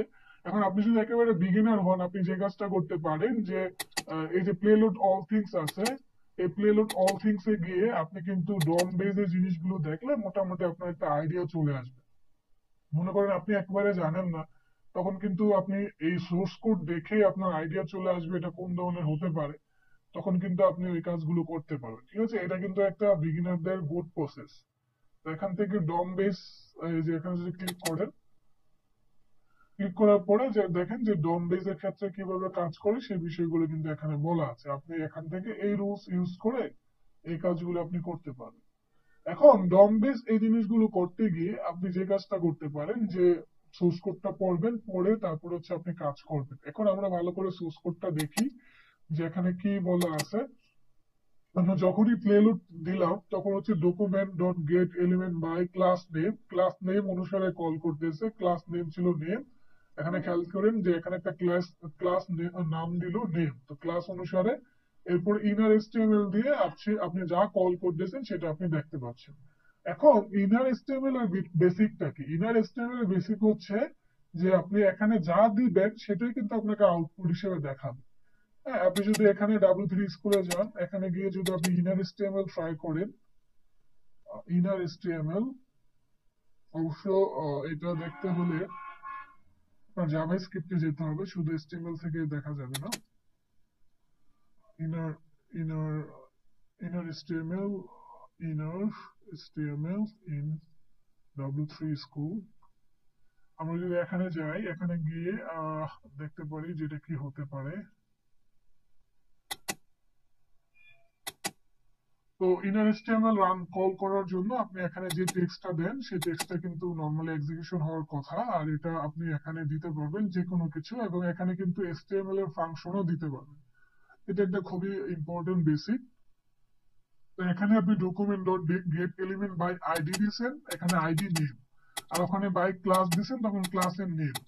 তারপরে এখানে আপনাকে যেগুলো আপনি দিবেন সেটা আউটপুট দেখাবে। আমরা যদি এটাকে রান করে দেখাই তাহলে মোটামুটি একটা আইডিয়া চলে আসবে। খেয়াল করেন এখানে একটা ক্লাস ছিল মাই পি, সরি এটা কিন্তু আইডি। আইডি আর ক্লাসের মধ্যে ডিফারেন্স আছে। ক্লাস হচ্ছে একটা আমরা একবারই ব্যবহার করতে পারি, আর ক্লাস সরি আইডি হচ্ছে আমরা একবারই ব্যবহার করতে পারি, আর ক্লাস কিন্তু আমরা একাধিকবার একাধিক জায়গায় ব্যবহার করতে পারি। এটা নাম থেকে বুঝে যায়, কারণ একটা ক্লাসে অনেকগুলো স্টুডেন্ট থাকে কিন্তু আইডি নাম্বার কিন্তু একজনের একটাই থাকে, that means ID number unique.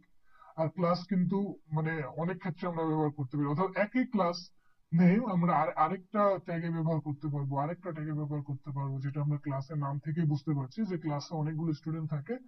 R ID তে হচ্ছে আপনার ইউনিক হয়, আপনার আইডি নাম্বার আমার আইডি নাম্বারের সাথে মিলবে না, সেটাই স্বাভাবিক। তো একটা আইডি নাম্বার একটা ট্যাগে ব্যবহার করতে পারি, আর একটা ক্লাস আমরা একাধিক ট্যাগে ব্যবহার করতে পারি। তো এখানে একটা আইডি দিল মাই পি, একটা আইডি দিল মাই ডি। তো তো এখানে আপনি যখন এই যে ডকুমেন্ট ডট গেট এলিমেন্ট দিয়ে মাই পি, দ্যাট মিনস এই ক্লাসটা কল করছেন, আর এই ক্লাসের ডাটা ছিল মাই this is A P element, তারপরে এটার সাথে বলে হ্যালো ডলি। আপনি যখন এটা রান করালেন তখন দেখেন যে মাই ওয়েব পেজ, এই যে একেবারে প্রথমে হেডারের বেসিক, এরপরে এখানে দেখালো মাই হ্যালো ডলি, এই যে হ্যালো ডলি। ঠিক আছে, আপনি এই এখানে যা দিচ্ছেন সেটা কিন্তু রান হচ্ছে হ্যালো ডলি। কিন্তু খেয়াল করেন তো পি থেকে তো আপনি দিস ইজ এলিমেন্টও দিয়েছিলেন, সেটা কোথায়, সেটা কই গেল? তারপরে আপনি এখানে ড্যাপ করে মাই ড্যাপ দিলেন, ওখানে যখন আপনি আবার এটাকে কল দিলেন, এখানে হাউ হাউ আর ইউ দেখতে পাচ্ছেন, অন্যগুলো গেল কোথায়? তো এই বিষয়গুলো ভালো করে আপনারা দেখে নেবেন। তো আমরা মোটামুটি বুঝলাম যে ইনার এসটিএমএল এ এখন হাই ডলির পরিবর্তে যদি আপনি এখানে অন্য কিছুও দেন সেটা কিন্তু রান হবে। যেমন মনে করেন যে দিলেন দিস ইজ মানে সিটিএফ ক্লাস, আমরা যদি এটাকে রান করি দিস ইজ সিটিএফ ক্লাস। এখন এটাকে আমরা একটা কাজ করতে পারি, খেয়াল করেন একেবারে বেসিক, এটা ভালো করে বোঝার ট্রাই করেন। এটার কিন্তু আপনি যদি মানে এখানে স্ট্রিং কল করাতে পারবেন, ঠিক আছে? এখন স্ট্রিং এর বাইরে কিন্তু কল করতে পারবো না। যেমন আমি যদি এখানে অ্যালার্ট দিই, এটা হচ্ছে একটা মানে এটা একটা ফাংশন, অ্যালার্ট ফাংশন আমরা ইতিমধ্যে জানি। এখানে যদি আমি লিখি যে এটা যদি আমরা দেই, দেখি এটা রান হয় কিনা, অ্যালার্ট কিন্তু রান হলো। কিন্তু খেয়াল করেন অ্যালার্টের ভিতরে যা হবে সেগুলো কিন্তু স্ট্রিং হিসেবে আপনাকে দিতে হবে। কিন্তু এখানে ঘটনা খেয়াল করেন, আপনার যদি অ্যালার্ট দিলেন এর আগে যদি আপনি এখানে ডাবল কোটেশন দেন তখন কিন্তু এটা রান হবে। কেন রান হচ্ছে না? এর পিছনে কারণ হচ্ছে, দেখেন এখন যখন আপনি এটা দিচ্ছেন তখন এটা রং, আর রং হলে তখন হচ্ছে রান হচ্ছে এই যে পি ট্যাগে মানে এই আইডিতে যে ভ্যালু দেওয়া আছে সেই ভ্যালু করতে এটা, আর তখন দেখাচ্ছে this is A P element, এটা রং হচ্ছে কারণ তখন এটা কিন্তু রং। ঠিক আছে, এখন এই রংটাকে সমাধান করতে গেলে আপনার কি করতে হবে, অ্যালার্ট ট্যাগ কিন্তু একটা ফাংশন, এই ট্যাগের আগে সরি এই ফাংশনে কিন্তু আপনি ডাবল কোটেশন দিতে পারবেন না, অর্থাৎ আপনাকে ডাবল কোটেশন অফ করে দিতে হবে। আবার যদি এটাকে রান করেন সেম একই অবস্থা, কারণ যখন ফলস হচ্ছে তখন হচ্ছে এই আইডিতে যে ভ্যালুটা আপনি কল করছিলেন this is A P element সেটা কিন্তু দেখাচ্ছে। তো সেম ভাবে আপনি যখন এখানে খেয়াল করেন যে আপনি যখন যা কোড দিচ্ছেন এই যে ইনার এসটিএমএল ভিতরে সিঙ্গেল কোটেশনের ভিতরে আপনার ভ্যালুটা চলে যাচ্ছে, তাই না? এখন আপনাকে কি করতে হবে, যে এটাকে অফ করতে হবে। আর এখানে আরেকটা বিষয়, স্ক্রিপ্ট ইতিমধ্যেই আছে, এখন আর স্ক্রিপ্ট দেওয়া যাবে না। দ্যাট মিনস আপনাকে এখানে কাজ করতে হবে স্ক্রিপ্ট ছাড়া। তো সেক্ষেত্রে আপনি যে এর আগে স্ক্রিপ্ট দিয়ে যেগুলো করেছিলেন সেগুলো কিন্তু আর এখানে করা যাচ্ছে না। এখানে আপনাকে যে কাজটা করতে হবে যে সিঙ্গেল কোটেশন আগে অফ করতে হবে, অফ করে শুধু অ্যালার্ট পপ আপের জন্য দিতে হবে শুধু অ্যালার্ট, এরপরে এখানে দিতে হবে আর টি এইচ এম মানে এটা, তারপর অফ। এতটুকু দিলেই আশা করি হচ্ছে। আমরা যদি এটা দিয়ে দেখি হয় কিনা, অবশ্য হবে না, কারণ এরপরে কিছু রান হবে, আমাদেরকে এটা কিছু একটা করতে হবে। কি করতে হবে আমরা আগে বুঝি তারপরে দেখি, মুখস্থ করার কিছু দরকার নেই। আমরা এটাকে রান করে দেখি কি হয়। আমরা এখানে দিলাম এটা, কেন আমি এখানে স্কিপ দিলাম না বুঝতে পারছেন? কারণ সোর্স কোডে খেয়াল করেন যে আপনি যেটা দিচ্ছেন এই যে স্ক্রিপ্ট ট্যাগ, এটা কিন্তু স্ক্রিপ্টের ভিতরে অলরেডি স্ক্রিপ্ট আছে। তো এখন আপনি স্ক্রিপ্ট দিলে তো এটা সম্ভব না, কারণ স্ক্রিপ্ট তো আছে, স্ক্রিপ্টের ভিতরে তো আর স্ক্রিপ্ট কাজ করবে না, কারণ এটা তো ট্যাগ, এটা তো আর অ্যাট্রিবিউট না। এখানে কল করলাম, দেখেন এটা হচ্ছে আপনার পপ আপ দিচ্ছে না। এবং আমরা আবার রান করে দেখি, মানে ভিতরে সোর্স কোডটা দেখি কেন পপ আপ দিচ্ছে না। আমরা ইজিলি বুঝতে পারবো যে এটা পপ আপ কেন দিচ্ছে না। কারণ হচ্ছে যে লাস্টে হচ্ছে বাকিগুলো তারা কোড হিসেবে নিয়ে নিচ্ছে। আমরা দেখি এটা, খেয়াল করেন যখন আমরা অ্যালার্ট দিলাম এটা তো অফ করলাম, সিঙ্গেল কোটেশন ছিল এটা, এই সিঙ্গেল কোটেশন, এটা আমরা আবার সিঙ্গেল কোটেশন অফ করলাম। বাট অ্যালার্ট দেওয়ার পরে সবার লাস্টে আরেকটা সিঙ্গেল কোটেশন অটোমেটিক চলে আসছে, যার কারণে এই পুরো ভ্যালুটাকে তারা স্ট্রিং হিসেবে নিচ্ছে। আর একটু আগে আমরা যখন W3 স্কুলে কোড করলাম তখন কিন্তু আমরা দেখলাম যখনই মানে পুরোটা স্ট্রিং হিসেবে আসবে তখন কিন্তু অ্যালার্ট কাজ করবে না, কারণ অ্যালার্ট তো ফাংশন, ফাংশন তো স্ট্রিং হিসেবে দিলে কাজ করবে না। দ্যাট মিনস আপনাকে এই অংশটাকে বাদ দিতে হবে, এই অংশটা, এতটুকু অংশ। ঠিক আছে, আমি পুরোটা কপি করে আপনাকে নোটপ্যাডে দেখাই, তাহলে আপনি বুঝতে পারবেন। কপি করে নিলাম, আমি হচ্ছে নোটপ্যাডে দেখাই, কারণ বোঝাটা খুবই ইম্পর্টেন্ট মুখস্থ করা থেকে, এটাই আমার কাজে লাগবে। বাউন্টি আমি এইভাবেই পাবো না, আমাকে বুঝে বুঝে কাজ করতে হবে। আচ্ছা, আমি এটা হচ্ছে আপনাকে পেস্ট করে দিলাম। এখন খেয়াল করেন যে এখানে আপনি যখনই অ্যালার্ট দিচ্ছেন তখন এই অ্যালার্টটাকে তারা এই লাস্টে হচ্ছে এই পার্টটা কিন্তু নিয়ে নিচ্ছে। কারণ এতটুকু পার্ট আপনার রিমুভ করতে হবে। কারণ কি, যখনই আপনি এটা অ্যালার্ট দিচ্ছেন তখন সেটাকে তারা নিয়ে নিচ্ছে কি হিসাবে, স্ট্রিং হিসাবে। হ্যাঁ, আপনি কিন্তু প্রথমে আপনার প্লেলোডটা কিন্তু এটা ছিল, এটা ছিল আপনার প্লেলোড। এই যে আপনি এটা দিলেন সিঙ্গেল কোটেশন, এই সিঙ্গেল কোটেশনটা কিন্তু ওখানে যে আরেকটা সিঙ্গেল কোটেশন ছিল সেটা ওপেন ছিল, আর এটা হচ্ছে ক্লোজ। দ্যাট মিনস এটা হচ্ছে ক্লোজ সিঙ্গেল কোটেশন। এই সিঙ্গেল কোটেশন দিয়ে আপনি আগের সিঙ্গেল কোটেশনটা অফ করছেন। এখন এর ভিতরে যেগুলো থাকবে সেগুলো স্ট্রিং হিসেবে থাকবে। এখন কি আছে আমরা জানি না, আমরা কিছু দেই নাই। এরপরে কিন্তু এটাকে ফাংশন হিসেবে কল করতে হবে। কিন্তু যখন আপনি ফাংশন হিসেবে কল করতে চাচ্ছেন তখন খেয়াল করেন যে অটোমেটিক একটা সিঙ্গেল কোটেশন এবং একটা সেমিকোলন চলে আসতেছে।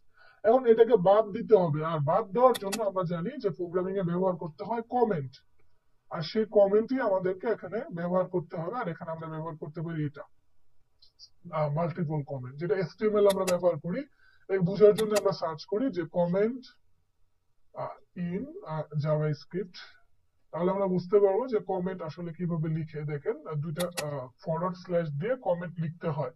তো আমরা যে কাজটা করতে পারি যে এখানে এই পরের টুকুকে আমরা কমেন্ট করে দিতে পারি, তাহলে আমাদের কোড ঠিক থাকবে। তো আমরা এটা কি করি, সিঙ্গেল কোটেশন অ্যালার্ট, এরপরে যা আছে সেটাকে কমেন্ট করে দিলাম। এখন আমরা এটাকে এন্টার করি, এখন দেখবেন যে পপ আপ দিবে আশা করি। এখনো ফেল, ওয়াই? সোর্স কোড, আমরা যখন সোর্স কোড দিলাম এটার পরে অ্যালার্ট অ্যালার্ট টিএইচএম, এরপরে কমেন্ট নিয়ে যাওয়ার কথা। আমরা একটু ট্রাই করি আবার, alert alert sorry single quotation alert,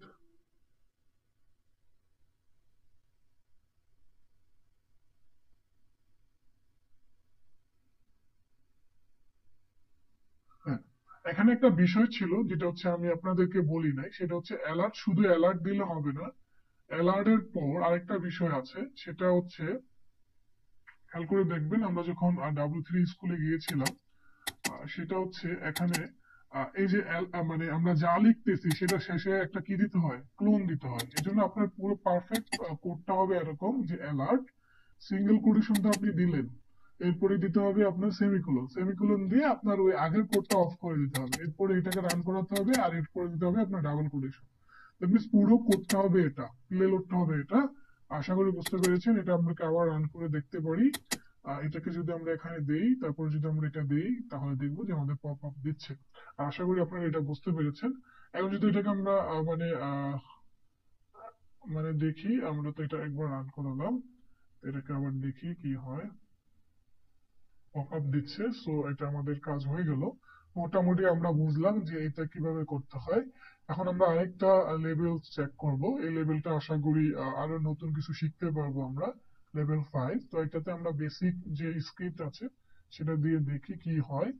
এই বেসিক স্ক্রিপ্ট দেওয়ার পরে আমরা যখন এন্টার দিলাম তখন দেখলাম যে আসলে অ্যালার্ট এটা দেখাচ্ছে না। হ্যাঁ, তখন এটা আমরা চেক করার জন্য আমরা হচ্ছে পপ আপ দেখলাম হচ্ছে না, এই জন্য আমরা হচ্ছে সোর্স কোডটা খেয়াল করি যে সোর্স কোডে কি দেখাচ্ছে। তো আমরা যখন এই সোর্স কোডে গেলাম, এরপর আমরা এটাকে দেখার সুবিধার্থে বড় করে নিলাম। আমরা দেখতে পাচ্ছি যে এখানে হচ্ছে এই যে অ্যালার্ট, আমরা দেখেন খেয়াল করে আমরা এখানে স্ক্রিপ্ট নিয়েছিলাম, তাই না? কিন্তু এখানে কিন্তু স্ক্রিপ্ট আর নাই, উধাও হয়ে গেছে, স্ক্রিপ্টটা এখানে আর নাই। তারপরে এখানে খেয়াল করেন এখানে স্ক্রিপ্ট আর নাই, ঠিক আছে? এটি স্ক্রিপ্ট আর নাই, কেন নাই? কারণ হচ্ছে তারা এটাকে ফিল্টারিং করে নিচ্ছে। যখনই আমরা স্ক্রিপ্ট দিচ্ছি তখন সেটাকে ফিল্টারিং করে এখানে অফ করে দিচ্ছে, মানে সেটাকে তারা ডিলিট করে দিচ্ছে।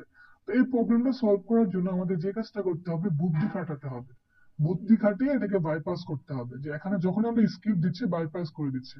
তো আপনাদের মনে আছে যে এলএফআই আমি একটা কাজ করেছিলাম, দেখি আপনাদের এখন মনে আছে কিনা। এলএফআই এর একটা কমেন্ট আপনাদেরকে দেখাইছিলাম ফিল্টারিং করতে গিয়ে, dot dot dot dot slash slash, মনে আছে এরকম কিছু? কেউ বলতে পারবেন? Dot dot dot dot slash জি ভাইয়া, ওটা হচ্ছে যে ই করে করা হয়েছিল পরবর্তীতে। রাইট রাইট, এই থিংটা কিন্তু এখানে কাজে লাগবে। বলেন তো সবুজ ভাই, কিভাবে আমরা এরকম এটা কেন ব্যবহার করেছিলাম? যে প্রথম ডট ডট আর এই স্ল্যাশ গিয়ে একটা চলে যাবে, কিন্তু এরপরে কিন্তু ডট ডট স্ল্যাশ থেকে যাবে। তো এই কাজটা সেম আমরা কিন্তু স্ক্রিপ্টের ক্ষেত্রে কাজ করতে পারি। যখনই আপনারা দেখেন ওরা কি করতেছে, যে স্ক্রিপ্ট যখনই দেখতেছে তখন সেটাকে নাই করে দিচ্ছে। এখন আপনার এমন একটা কাজ করতে হবে যে একটা স্ক্রিপ্ট না করে দিলে যেন আরেকটা স্ক্রিপ্ট থেকে যায়। একটা কাজ করে। হ্যাঁ, একটা যেন গেলে আরেকটা যেন থেকে যায়। তো এই জন্য আপনি এইভাবে লিখতে পারেন। আচ্ছা, আপনারাই বলেন দেখি কিভাবে লিখতে পারেন, দেখি শিখি, আপনাদের কাছ থেকে শিখি। শুধু আমি করে গেলাম এরকম না, আপনাদেরকে ইন্টারেক্টিভ হতে হবে। কি করে করতে পারবেন বলেন? হ্যাঁ, সৌমিক ভাই বলেন। স্ক্রিপ্ট দেওয়া দিয়ে আমাদের মানে কোনো একটা দেওয়া যাবে না, স্ক্রিপ্ট। আবার স্ক্রিপ্ট দিতে হবে, রাইট? আপনি চ্যাট বক্সে দিতে পারেন, সবাই চ্যাট বক্সে দিতে পারেন। দেখি যে চ্যাট বক্সে দেন আপনারা কি দিচ্ছেন। সবাই দেন, সবাই, ইচ এন্ড এভরিওয়ান ট্রাই করেন। এটা কিন্তু আমাদের শেখার জন্যই, তাই না? এখন আমাদের ভুল হতে হতেই আমরা শিখবো। সবাই চ্যাট বক্সে দেন, দেখেন যে কোন প্লেলোড হতে পারে। তরিকুল ভাই দেন, আপনি তো আলহামদুলিল্লাহ ভালো ওয়েবের কাজ করছেন। তারপর সৌমিক ভাই দেন, তারপরে সবুজ ভাই দেন। আপু আপনি চেক করেন। নুসরাত আপু আপনিও, নুসরাত, তমা আপু আপনি একটু দেখেন। এরপরে হচ্ছে নৌসিন তো লেফট নিয়ে নিল। আচ্ছা, সৌমিক ভাই এটা দিয়েছেন না? রাইট, আমি এটা ইউজ করবো একটু পরে। আচ্ছা, গুড। সৌমিক ভাইটা হওয়ার সম্ভাবনা আছে। এরপরে আপনারা দেন সবাই, একটু চিন্তা করে করে দেন। তমা আপু দেন, মনি আপু দেন, ইফাদুল দাও, সাবিদুর তুমিও দাও, সবাই দাও। সোহানুর ভাই আপনি কিন্তু দিচ্ছেন না, আপনি কথাবার্তা বলছেন না। সিফাত, তোমার কি অবস্থা? তুমিও দাও। তারপরে এখানে অমিত ভাই, অমিত শাহ ভাই আপনিও দেন। তারপরে হচ্ছে অনেকেই আছেন, আমি সবার নাম ভাই নিচ্ছি না। ভাই আমার কথা ছিল, ভাই আমার আপনি যে রুমটা সলভ করতেছেন ওটা তো পেড, ওটা কি আমরা পাইতে পারি? হ্যাঁ হ্যাঁ, এটার কোডটা দিয়ে দেবো না আমি, মানে এক্সটার্নালটা দিয়ে দিতে হবে, কিন্তু সলভ করতে হলে তো ভিআইপি নিতে হবে। আচ্ছা, আপনি দিলে ওটা দিলে হবে, সমস্যা নেই আপনার। আমি পুরো কোডটা দিয়ে দেবো, সমস্যা নাই। তরিকুল ভাই এটা দিয়েছেন, তরিকুল ভাইটা দেখা যাক, তরিকুল ভাইটা হতে পারে। এরপরে দুইজন পাইলাম এখানে, 22 জন মানুষ আমাকে ছাড়া। হ্যাঁ, একটা কথা জিজ্ঞাসা করার ছিল। মানে কোশ্চেন থাকলে পরে নেই, হ্যাঁ, একেবারে না, পরে এই যে আপাতত। হ্যাঁ এটাই মেসেজ আছে, এখানে আসলে ফিল্টারিং কিভাবে করতেছে? এখানে কি স্ক্রিপ্ট লেখাটা পাইলেই সেটা রিমুভ করে দিচ্ছে? হ্যাঁ, স্কিপ পাইলে রিমুভ করে দিচ্ছে, স্যানিটাইজ করতেছে। আমরা বলেছিলাম না প্রথম দিকে যে এগুলো হয় হচ্ছে স্যানিটাইজ ভালো করে না করার কারণে, তো স্যানিটাইজ করে নিচ্ছে তারা। তো একটা স্কিপ পাইলেই তারা স্যানিটাইজ করে নিচ্ছে। এখন এটা আপনাকে বাইপাস করতে হবে এই স্যানিটাইজটা। আমরা মাত্র 3টা পেয়েছি। সবুজ ভাই দিছে স্কিপ স্কিপ অ্যালার্ট। সবুজ ভাইয়ের সাথে তো সৌমিক ভাই মিলে গেছে, ইভেন ইয়ে ভাইয়ের সাথেও মিলে গেছে। না, ইয়ারটা মিলে না। না, সবুজ ভাই আর তরিকুল ভাইটা সেম, সৌমিক ভাইটা আলাদা। বাকি আপুরা কেউ এখনো দেয় নাই। আমাদের এখানে 3টা আপু আছে, নৌসিন, মনি আপু, তারপরে হচ্ছে আমাদের নুসরাত, তমা আপু। আপনারা দিচ্ছেন না কেন? ফয়সাল ভাই আমার কথা ছিল, হ্যাঁ হ্যাঁ, ওই যে আপনাদের যে মানে ওটা পরে সাইবার বলি, সিকিউরিটির যে, এটা পরে বলি, কোর্সটা শেষ হোক, কারণ এগুলো রেকর্ড হচ্ছে, এগুলো প্রাইভেট আচ্ছা কথা তো ঠিক বলা আছে। যাবে না। আচ্ছা, আপু, নুসাল আপু দিছে। নুসাল আপুরটা অলমোস্ট, নুসাল আপু, তরিকুল ভাইটা সেম। তারপরে আর কেউ দিচ্ছে না। তো মনি আপু দিচ্ছেন না কেন? মানি আপু আছেন আপনি, না চলে গেছেন? না না, আছে, কিন্তু এটা তো ঘুরে ফিরে ওই তরিকুল ভাই ওদের মতোই হবে, তাই আর সমস্যা নাই, দিচ্ছি না। দেন দেন, আপনার দেন, সমস্যা নাই। সোহান ভাই দিছে, সোহান ভাই দিছে। আচ্ছা, সবারটা সোর্স কোডটা একটু দেখতে পারবো, নোটপ্যাডটা? অবভিয়াসলি এই যে সোর্স কোড আপনাদেরকে দেখাচ্ছে, এই যে সোর্স কোড, জি হ্যাঁ। দেখেন। শুধু কিন্তু মানে double quotation, single quotation, sorry, মানে গ্রেটার দেন লেস দেনটা কিন্তু আছে, বাকিগুলো নাই। খেয়াল করেন কি হতে পারে বলেন রঘুর ভাই। সরি ভাইয়া, তাহলে গ্রেটার দেন লেস দেনটাই হবে না আমার পেলোডের মধ্যে। আচ্ছা, আপনি আবার দেন, সমস্যা নাই রঘুর ভাই, আপনি আবার দেন, ঠিক আছে ভাইয়া। আবার দেন। সাবিদুর ডিপ দিছে, অন পয়েন্টার অ্যালার্ট। বাবা রে বাবা, বস সাবিদুর, এদিকে তুমি কি রাইট হাউস দেখলে নাকি? না, এটা দিয়ে হবে না, সাবিদুরেরটা হবে না। আচ্ছা, আমরা তাহলে তরিকুল ভাই, আপনি কি আপনার প্লেলোডে স্ট্রং থাকবেন না চেঞ্জ করবেন? এক মিনিট আচ্ছা, আপনি দেন। দিলে ভালো হয়। আমি একজনেরটা, হ্যাঁ আপনি আবার দেন, আমি সবারটা একটা একটা করে চেক করবো। সাবিদুর সোর্স করে দিছে, আর ইমেজ সোর্স অন এরর করছে। হ্যাঁ, এটা হতে পারে, সমস্যা নেই। সবার প্লেলোড আমি একটা একটা করে ট্রাই করবো। আপনাদের কি ভুল আছে এটা দিয়ে আমি দেখাই দেবো, যেন আপনারা বুঝতে পারেন। আচ্ছা, তাহলে আমি একটা একটা করে নিচ্ছি। তরিকুল ভাইয়েরটা পরে নিচ্ছি, যেহেতু উনি হচ্ছে চেঞ্জ করতে চাচ্ছে। আমি প্রথমে নেব সৌমিক ভাইয়েরটা। সৌমিক ভাইয়ের প্রথম যেটা ছিল সেটা একেবারে প্রথমে দিয়েছিলেন। সৌমিক ভাইয়েরটা অবশ্য রাইট হওয়ার সম্ভাবনা আছে, দ্যাট মিনস উনিও কাজ করে ভালো। আমি এটা দিলাম। সৌমিক ভাই, আপনারটা, আপনার কোডটা ছিল এমন, খেয়াল করেন যে আপনি প্রথম স্ক্রিপ্টটা ক্লোজ করেন নাই। এমন একটা প্রবলেম হচ্ছে, সাইবার ট্যালেন্টস ছিল, এরপরে হচ্ছে আবার স্ক্রিপ্ট দিছেন, ওই স্ক্রিপ্টটা ক্লোজ করেছেন, এরপরে অ্যালার্ট। আবার হচ্ছে আপনি এটা আগের স্ক্রিপ্টটা ক্লোজ করছেন, এটা মানে দেন নাই। দেখি কি হয়, বিসমিল্লাহ। পপ আপ হয়নি। আমরা যদি খেয়াল করে দেখি, এটা পপ আপ হয়নি, এটা একটা ভুল প্লেলোড আমরা দিয়েছি। বাট আমরা আবার ট্রাই করব, কারণ ট্রায়াল এন্ড এরর। দেখেন, এটা যখনই স্ক্রিপ্ট পাইছে, সৌমিন ভাই একটা জিনিস খেয়াল করে, মজার বিষয়, আপনার কোডে কিন্তু আগে আমাদের কোডে ছিল একটা double quotation, sorry greater than, এখন কিন্তু দেখেন আপনি যেটা দিয়েছিলেন সেটাও নিয়ে নিচ্ছে। তারা কিন্তু শুধু স্ক্রিপ্টটাকে সরিয়ে নিচ্ছে, বাকি কিন্তু জিনিসগুলো আছে। হ্যাঁ, আপনার প্লেলোডে যেটা ছিল, সৌমিক ভাইয়েরটা হলো না। তরিকুল ভাই আবার নতুন করে দিবে। সবুজ ভাই আর তরিকুল ভাইটা যেহেতু সেম, আমি সবুজ ভাইটা নিলাম। এটা হচ্ছে সবুজ ভাইয়ের কোড। তো সবুজ ভাইয়ের কোডটা আমরা চেক করে দেখি। দেখেন যে উনি স্ক্রিপ্ট স্ক্রিপ্ট দুইবার দুইবার দিয়ে এরপরে দিচ্ছে। ভাইয়া কোটেশন দেখে তো মনে হচ্ছে যে নিবে না, কারণ কোটেশন তো পরেই করছে এখন। এটা যদি করে নেয় তাহলে তো সমস্যা নাই, দেখি আমরা ভুল হতে হতে শিখবো। থিঙ্কিং এর দরকার আছে ভাই, সারেন্ডার। রাইট রাইট, আমরা এটা খেয়াল করি, এটাও ভুল। সমস্যা নেই, ভুল হতে হতে আমরা শিখবো। আমাদের তো একেবারে ইয়ে করার দরকার নাই। এটা যদি আপনি ভালো করে শিখতে পারেন, সাইবার ডিলের প্রবলেম আপনার যেগুলো প্রিভিয়াস ইয়ারে ছিল, এগুলো কোনো প্রবলেমই মনে হবে না। আমি ওখানে 7টা থেকে 5টা সলভ করেছিলাম এই এই প্রবলেম গুলো ভালো করে শেখার জন্য। সলভই হয়েছিল 6টা, এর মধ্যে 5টা আমি পারছিলাম। টোটাল ওই কন্টেস্টে প্রবলেম সলভ হয়েছে 6টা। একটা প্রবলেম শুধু একটা টিমই পারছে, আর বাকি 5টা প্রবলেম পারছিল মেবি 6টা থেকে 8টা টিম। যারা টপ 10-এ ছিল তারাই পারছে। তো আপনারা খেয়াল করেন, স্কিপ যাই দিয়েছেন সেটা কিন্তু রিমুভ করেন। দ্যাট মিনস স্কিপ দিলেই কিন্তু রিমুভ করে নিচ্ছে। আগের দিন পরের দিন এটা কিন্তু সমস্যা হচ্ছে, ঠিক আছে? ভাই স্ক্রিপ্টটাকে কি হচ্ছে গিয়ে তাহলে আমরা কোনোভাবে চেঞ্জ করে অন্য নামে দিয়ে যেন হ্যাঁ, হচ্ছে গিয়ে ইউআরএল করতে পারেন, ইনকোড করে দিতে পারেন। মনে করেন স্ক্রিপ্টটাকে আপনি মানে ইনকোড করে দিতে পারেন বেস। হ্যাঁ সেটাই বলছিলাম যে ওর জন্য হচ্ছে এটা কিন্তু ওইটা করে যেহেতু দেন, আপনি দেন, সমস্যা নেই, আমাকে দেন, আমি ট্রাই করি। বাট অ্যান্সারটা আমি জানি কি হবে, বাট আপনারা দেন একটু, আপনারা শিখে নিন একটু কি হয়, সমস্যা নেই। আহ দেখেন, ট্রাই করেন, আপনারটা দেখাই হয় কিনা। আপনি ইউআরএল করে ট্রাই করেন, দেন আমাকে। সোয়ানুর ভাইটা সেম, আর দিলাম না। তমাপুরটাও সেম, এই জন্য দিলাম না, কারণ এটা সবারটাই ভুল হচ্ছে, সো এটা দিয়ে লাভ নাই। সাবিদুর যেটা দিছে সেটা দিতে পারি, যেহেতু সেটা সেম না। কিন্তু সাবিদুর এটা কই থেকে পাইলো আল্লাহ জানে। সাবিদুর মনে হয় চুরি করছে এটা কোন জায়গা থেকে, অবশ্যই এটা হয় না। তারপরে দেখি, হয়েও যেতে পারে, কারণ ভিলেন ভিলেন তো সে। ইমেজেরটা হইতে পারে। মুভ হিয়ার, এটা হয় না। আচ্ছা, এটা বাদ। সাবিদুরও ফেল, নৌশিন ফেল, কারণ এটা সেম। তারপর হচ্ছে সাবিদুর আবার দিছো ইমেজ, ওইটাও ফেল। হবে না এটা, কারণ তুমি হ্যাঁ, এটা একটা বুদ্ধিমানের কাজ। যেহেতু স্ক্রিপ্ট আমি দিচ্ছি, সেটা হচ্ছে, তাহলে ইমেজ কাজ করবে হ্যাঁ, তোমার।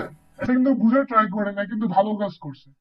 কারণ খেয়াল করেন, আমরা যখন আপনার স্ক্রিপ্ট দিচ্ছি, সেটাকে কি করতেছে, সরাই ফেলতেছে। তো আমি ইমেজ স্ক্রিপ্ট ট্যাগ দিবই না, আমি অন্য ট্যাগ দিব, রাইট? এটা তো কিন্তু কারেক্ট অ্যান্সার। আমি দিবই না, এটা কিন্তু একটা বুদ্ধিমানের কাজ। এটা সাইবার ডিলেও ছিল এরকম প্রবলেম। তারপর আমরা দেখি, আই পপ আপ নিয়ে নিছে, দেখছেন? দারুণ কিন্তু, দেখছেন? এটাই কিন্তু শেখার বিষয়। যেহেতু আপনার স্ক্রিপ্ট ট্যাগ দিচ্ছে না, আমি স্ক্রিপ্ট বাদ দিয়ে ইমেজ দিয়ে দিব। এটা কিন্তু আমি আগে আপনাদেরকে বলেছিলাম যে এই কাজগুলো করবেন হচ্ছে এই প্লেলোড অল থিংস থেকে। হ্যাঁ, আপনার প্রবলেমে কি বলছে যে পপ আপ দিতে হবে। এখন পপ আপ যে কি দিয়ে দিতে হবে সেটা কিন্তু বলে না, পপ আপ বলে গেছে। এখন যেহেতু স্ক্রিপ্ট তারা কি করতেছে, সেই টেস্ট করতেছে, তখন আপনি আচ্ছা ভাই, ইমেজ এখানে দিয়ে ট্রাই করেন। স্ক্রিপ্ট যেখানে স্যানিটাইজ করতেছে সেখানে ক্যাপিটাল লেটার স্মল লেটার দিয়ে কি দেখা যায়? হ্যাঁ, লাস্ট হয়, সেটাও সম্ভব, সেটাও সম্ভব, সেটাও লাস্ট আমরা দেখবো। পেলোডটা কি একটু ট্রাই করে দেখবেন, যেগুলো আমরা হ্যাঁ, ওইটা আমি ট্রাই করে দেখবো। বাট এই বিষয়টা একটু বুঝাই দিই আপনাদের। সেটা হচ্ছে, দেখেন, আমরা আমাদের যখন স্ক্রিপ্টটা মানে ইয়ে হয়ে যাচ্ছে, তখন আমরা কিন্তু পারি মানে এখানে সার্চ করে ইমেজ দিয়ে আমরা ট্রাই করি। দেখেন, ইমেজ দিয়ে কিন্তু আমরা অ্যালার্ট দিচ্ছি, যে ইমেজ দিয়ে অ্যালার্ট দিচ্ছি, তাই না? তারা যে কাজটা করতে পারে ইমেজ ট্যাগ গুলো ইউজ করে দেখতে পারে। এর জন্য কিন্তু আমি বলি যে আপনার হচ্ছে প্লেলুড সবগুলো ম্যানুয়ালি ট্রাই করবেন। অটোমেশন দিয়ে কিন্তু আপনার কারেক্টলি আপনি বাউন্টি খুঁজে পাবেন না অথবা সঠিকভাবে পেন টেস্টিং করতে পারবেন। ম্যানুয়ালি বুঝে বুঝে ট্রাই করে, যেহেতু ওখানে স্ক্রিপ্ট রান হচ্ছে না আমি ইমেজ দিয়ে ট্রাই করতে পারি। আবার যেহেতু স্ক্রিপ্ট রান হচ্ছে না আমি স্ক্রিপ্টটাকে ইউআরএল করে নিতে পারি, ইউআরএল ইনকোডিং করে নিতে পারি, অথবা ছোট বড় করে নিতে পারি। যেমন সবার লাস্টে রাজদীপ ভাই দিয়েছেন কলকাতা থেকে, ওনারটা আমরা একটু ট্রাই করি। এটা হচ্ছে রাজদীপ ভাইয়ের। আমি হচ্ছে আপনাদেরকে আগে কোডটা বুঝাই দেই, খেয়াল করে। যে আমাদের স্ক্রিপ্টটা ছোট হাতের থাকে, সবসময় হচ্ছে ছোট হাতের অক্ষর, কিন্তু উনি হচ্ছে আরটা বড় হাতের করে দিছে, আর বড় হাতের করে দিছে। এরপরে দেখি যে এটা রান হয় কিনা। এটাও পপ আপ দিচ্ছে, এটাও কিন্তু একটা কারেক্ট বিষয়, কারণ যখন আপনি নর্মাল স্ক্রিপ্টটা সরাসরি ছোট হাতের অক্ষর থাকার কারণে আপনার হচ্ছে মানে পপ আপ নিচ্ছে না, তো আপনি কি করলেন একটা বড় হাতের আর করে দিলেন, এটাও কিন্তু সম্ভব। ঠিক আছে? এটা এই যে দেখেন একটা জিনিস খেয়াল করেন, আমি যদি আপনাদেরকে এটা দেখাতাম, আমি একটা ফিক্স দেখাই দিতাম, বাকি আপনারা এখানে 22 জন 23 জন আছেন, এক একজন এক একটা বলছেন, এর মধ্যে দুইটা কিন্তু অটোমেটিক রান হয়ে গেছে। তো এই জন্য গ্রুপ ওয়ার্ক কাজ করা খুবই ইম্পর্টেন্ট। আপনারা ট্রাই করবেন গ্রুপ ওয়ার্ক কাজ করতে এবং নিজের ওপিনিয়ন শেয়ার করতে। তো আশা করি আপনারা বুঝছেন যে এটা মানে কিভাবে হয় সুজন ভাই, এখন। হ্যাঁ, সৌমিক ভাই। আচ্ছা, স্কিপ কি কেস মানে কেস সেন্সিটিভ না? যে হ্যাঁ, ধরেন, কেস সেন্সিটিভ, কিন্তু এটাকে বাইপাস করে নিচ্ছে যে। না মানে বলতেছি যে মানে আমাদের যে মানে এখন আপনি সলভ করলেন, তো ওরা কি বুঝতে পারছে না যে ওটা না স্ক্রিপ্ট না, আগের স্ক্রিপ্ট এটা তো মতোই? ট্যাগ তো কেস সেন্সিটিভ না। ট্যাগ পি ট্যাগ ও যেমন বড় আচ্ছা, ছোট বুঝছি যেটা হতে পারে, ট্যাগ তো কেস বুঝছি। সেন্সিটিভ না। হ্যাঁ। আচ্ছা। আচ্ছা, তাহলে আপনারা বুঝতে পারছেন এটা। অসংখ্য ধন্যবাদ রাজদীপ ভাইকে, পাশাপাশি সাবিদুর এবং তরিকুল ভাইকে, এবং সবাইকে ধন্যবাদ ধৈর্য ধরে বিভিন্ন কোড গুলো দেওয়ার জন্য, প্লেলোড গুলো দেওয়ার জন্য। আশা করি আপনারা ভালো করে বুঝেছেন। এখন আমরা যে কাজটা করব, যে আমরা মানে দেখাবো যে আসলে বড় হাতে না দিয়ে আরেকটা কিভাবে বাইপাস করা যায়, সেটা হচ্ছে স্ক্রিপ্ট দিছেন না, এই দেখেন স্ক্রিপ্ট লিখলেন SCR, এরপরে এখানে আবার স্ক্রিপ্ট লিখবেন। এখন এই স্ক্রিপ্টে খেয়াল করেন প্রথমে কি বাকি রয়েছে, IRCT, এটাও কিন্তু সেম কাজ করবে। তখন কি করবে, যে এতটুকু স্ক্রিপ্ট যেটা আছে সেটাকে সে সরিয়ে ফেলবে, বাকি যে এই SCর পরে IRCT আছে সেটা কিন্তু এক্সিকিউশন হবে। এইভাবে আপনি করতে পারেন, এইভাবে কিন্তু এটা কোডটা রান করবে। তারপরে অ্যালার্ট দিলেন, কারণ অ্যালার্টে কোনো সমস্যা নেই। এরপরে THM দিবেন, THM। এরপরে হচ্ছে আপনি মানে আগের মতো আবার মানে এটা দিবেন, তা ওইভাবেও কিন্তু এটা রান হবে। ঠিক আছে? এভাবে যখন ক্লোজ করলেন, পরে হচ্ছে আবার মানে স্ক্রিপ্ট, পরে হচ্ছে আবার IRT, এইভাবে দিলেও রান হবে। এইভাবে আপনারা ট্রাই করে দেখতে পারেন। আমরা হচ্ছে 6 নম্বরে যাই। 6 নম্বরটা মোটামুটি হার্ড আছে, আমাদের বুঝতে হবে এটা। তো 6 নম্বরে যখন আমরা আসলাম, দেখলাম যে ইতিমধ্যে এখানে একটা ইমেজ আছে। এই প্রবলেমটা হচ্ছে সাইবার ডিলে 2020-এ ছিল, ইমেজের উপর বেস করে। আবার আপনারা যদি এখানে এন্টার ক্লিক করেন, তখন দেখবেন যে একটা ইমেজ পেয়ে যাচ্ছেন। আপনি যদি সোর্স কোড দেখেন, এই ইমেজটা হচ্ছে মূলত আপনি দেখবেন যে এই ইমেজটা ওখানে দেখা যাচ্ছে, এবং কোডটাও এখানে সোর্স হিসেবে রাখা আছে। আমরা যদি রান করি, ইমেজটা এখানে সোর্স হিসেবে রাখা আছে, এটা হচ্ছে কোড। এটা হচ্ছে পুরো ইমেজ ট্যাগের ভিতরে। এখন খেয়াল করেন যে আপনি যখনই এখানে রান করছেন তখন এটা হয়ে যাচ্ছে। এখন যদি আপনি বেসিক কোড দেন তাহলে কি হবে, আপনি মানে স্ক্রিপ্টটা দেন, দেখি কি হয়। স্ক্রিপ্ট, এরপর হচ্ছে অ্যালার্ট,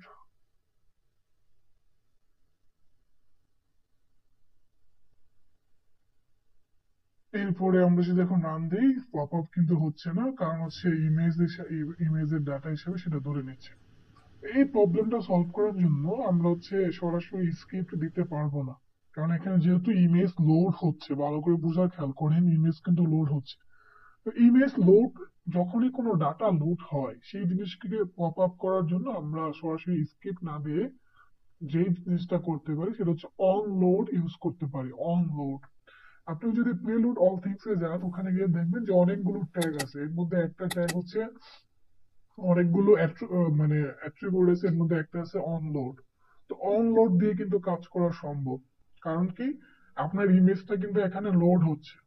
তো আপনি সরাসরি স্ক্রিপ্ট কিন্তু দিয়ে ওখানে কাজ করতে পারবেন না, ইমেজ দিয়ে ওখানে সরাসরি কাজ করতে পারবেন না। এখানে আপনাকে অনলোড দিতে হবে। এখন ইমেজ আপনি দিতে পারবেন না কেন? কারণ ইতিমধ্যে কোডের ভিতরে ইমেজ ট্যাগ আছে, তো ইমেজ ট্যাগ দিয়ে কিন্তু এখানে দিতে পারবে না। তবে আপনি যে কাজটা করতে পারেন যে ইমেজের ট্যাগ যেহেতু অলরেডি ওখানে দেওয়া আছে, আপনি এরর করতে পারেন। এরর যেমন ইমেজের এরর ট্যাগ আছে না, ওটা ট্রাই করতে পারেন যে সোর্স এক্স এরর, এতটুকু আপনি ট্রাই করে দেখতে পারেন যে হয় কিনা। এটুকু কপি করে নেন, কপি করে নিয়ে ট্রাই করে দেখতে পারেন হয় কিনা। আমরা এতটুকু নিলাম, তারপরে ক্লোজ করলাম, এন্টার দিলাম, দেখি এটা হয় কিনা। এটা হচ্ছে না।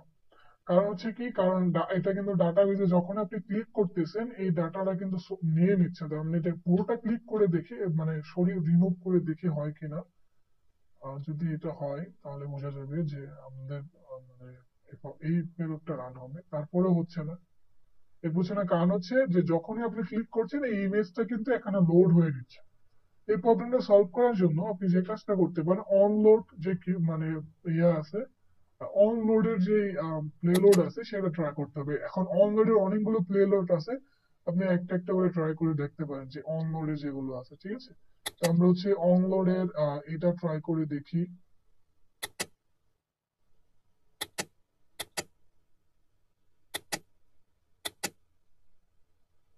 দেখি এটা ট্রাই করে কি হয়। এখন এগুলো কিন্তু আপনি বুট ফোর্স অ্যাটাক দিয়েও দেখতে পারেন, কোনো সমস্যা নেই।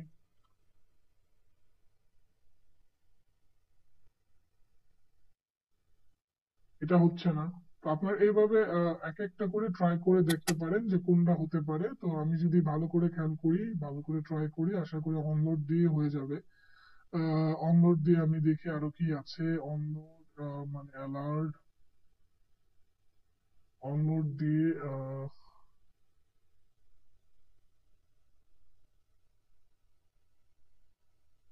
কুকিউইন্ডোর ডোমেন, আমাদের ডোমেন দরকার নাই, কুকিজও দরকার নাই, আমাদের ডোমেন লাগবে না, কুকিজ আপাতত লাগছে না। আচ্ছা, তো আমরা অনলোড দিয়ে ট্রাই করি। আমি আরো কয়েকটা উপর থেকে ট্রাই করে দেখি হয় কিনা। অথবা এখানে অনলোড স্টার্ট না, আমি হচ্ছে অনলোড, সরাসরি অনলোড অ্যালার্ট এটাই দেখবো, যেটা ছিল এটা। দেখবেন আমি কোডটা দেখে আমার এক্সিকিউশন এখানে কি আছে। প্রথমে হচ্ছে এটাকে আমি অফ করে নিলাম, এরপর হচ্ছে অনলোড, এরপরে ট্র্যাক, এটা ক্লোজ করি, দিচ্ছে না পপ আপ। তো আমরা কি আবার এটাকে ট্রাই করি, এখানে হচ্ছে এটা দিয়ে দেখি কি হয়। এখানে এটা পপ আপ নিচ্ছে না। তো অনলোড দিয়ে যে কোনো একটা হতে পারে। আমি হচ্ছে অনলোড ট্রাই করি আবার। অনলোড, অনলোড অ্যালার্ট, এখানে সোর্স এক্স। আচ্ছা আচ্ছা, এটা তো সমস্যা। অনলোড আসে না, অন এরর আসে, এজন্যই বলি রান হচ্ছে না কেন। অনলোডে তো হয়ে যাওয়ার কথা। আমাদের অনলোডটা কপি হয় নাই এ পর্যন্ত, আমরা যা দিতেছিলাম অন এরর, আমরা এই জন্য এটাকে আগে কপি করে নিই। যখন আমরা রান করতেছিলাম খেয়াল করেন অন এরর রান হয়ে যেতেছিল, তো এই জন্য হচ্ছে মেবি হয় নাই। অনলোড তো হওয়ার কথা। অনলোড হচ্ছে না, আমরা এটা প্লেলোডটা মানে সোর্স কোড চেক করি, এরপরে হচ্ছে আমরা এটাকে মিটিগেশন করা ট্রাই করব। অনলোড অ্যালার্ট এটাকে সোর্স হিসেবে নিয়ে নিচ্ছে, তো এখানে আমাদের খেয়াল করেন যে এটাকে সোর্স হিসেবে নিয়ে নিচ্ছে। তো এই জন্য আমাদেরকে যে কাজটা করতে হবে যে এটাকে আগে ডিলিট করে নিতে হবে। তো এটা মানে এটাকে অফ, সোর্স অফ, এরপরে অনলোড দেই, দেখে হয় কিনা। এখানে এটা প্রিলোড হলো না, আমি এটাকে তাহলে আবার সোর্স কোডটা চেক করে দেখি কি হয়। সোর্স কোড যদি আমরা ট্রাই করে দেখি, এটাকে যখন আমরা অফ করে দিলাম অনলোড অ্যালার্ট এটা, এরপরে ট্যাগটাকে আবার আমাদের ক্লোজ করতে হবে। রাইট। তো সেক্ষেত্রে আমি যে কাজটা করতে পারি, হ্যাঁ, অনলোড, এটা গেল, এরপরে এটা, পরে এটা,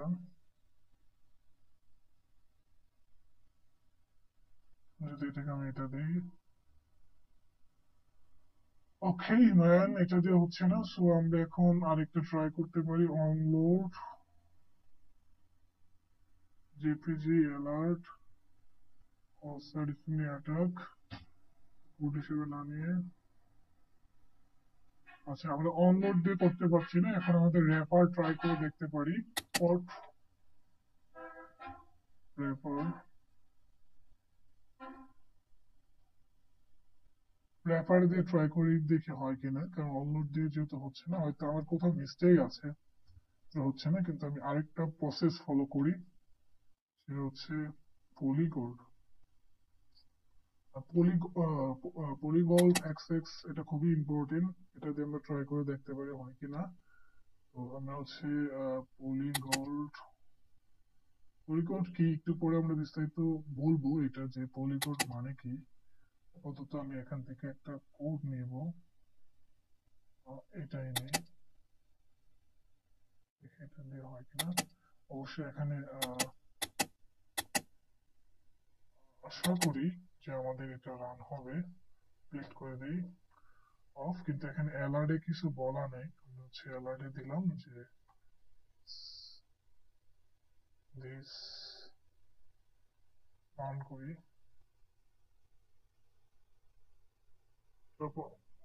পলিগোড এটাও নিচ্ছে না। তো পলিগোড আরো অনেক পলিগোড আছে, পলিগোড থেকে আমাকে যে কোনো একটা ইউজ করলে আশা করি কাজ হয়ে যাবে।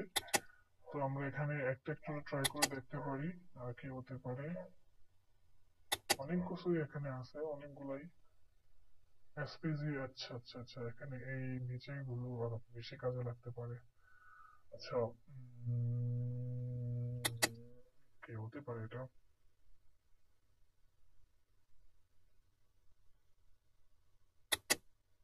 এই তো আমরা এখানে এটাকে অনলোড করে দেখি আবার হয় কিনা। অনলোড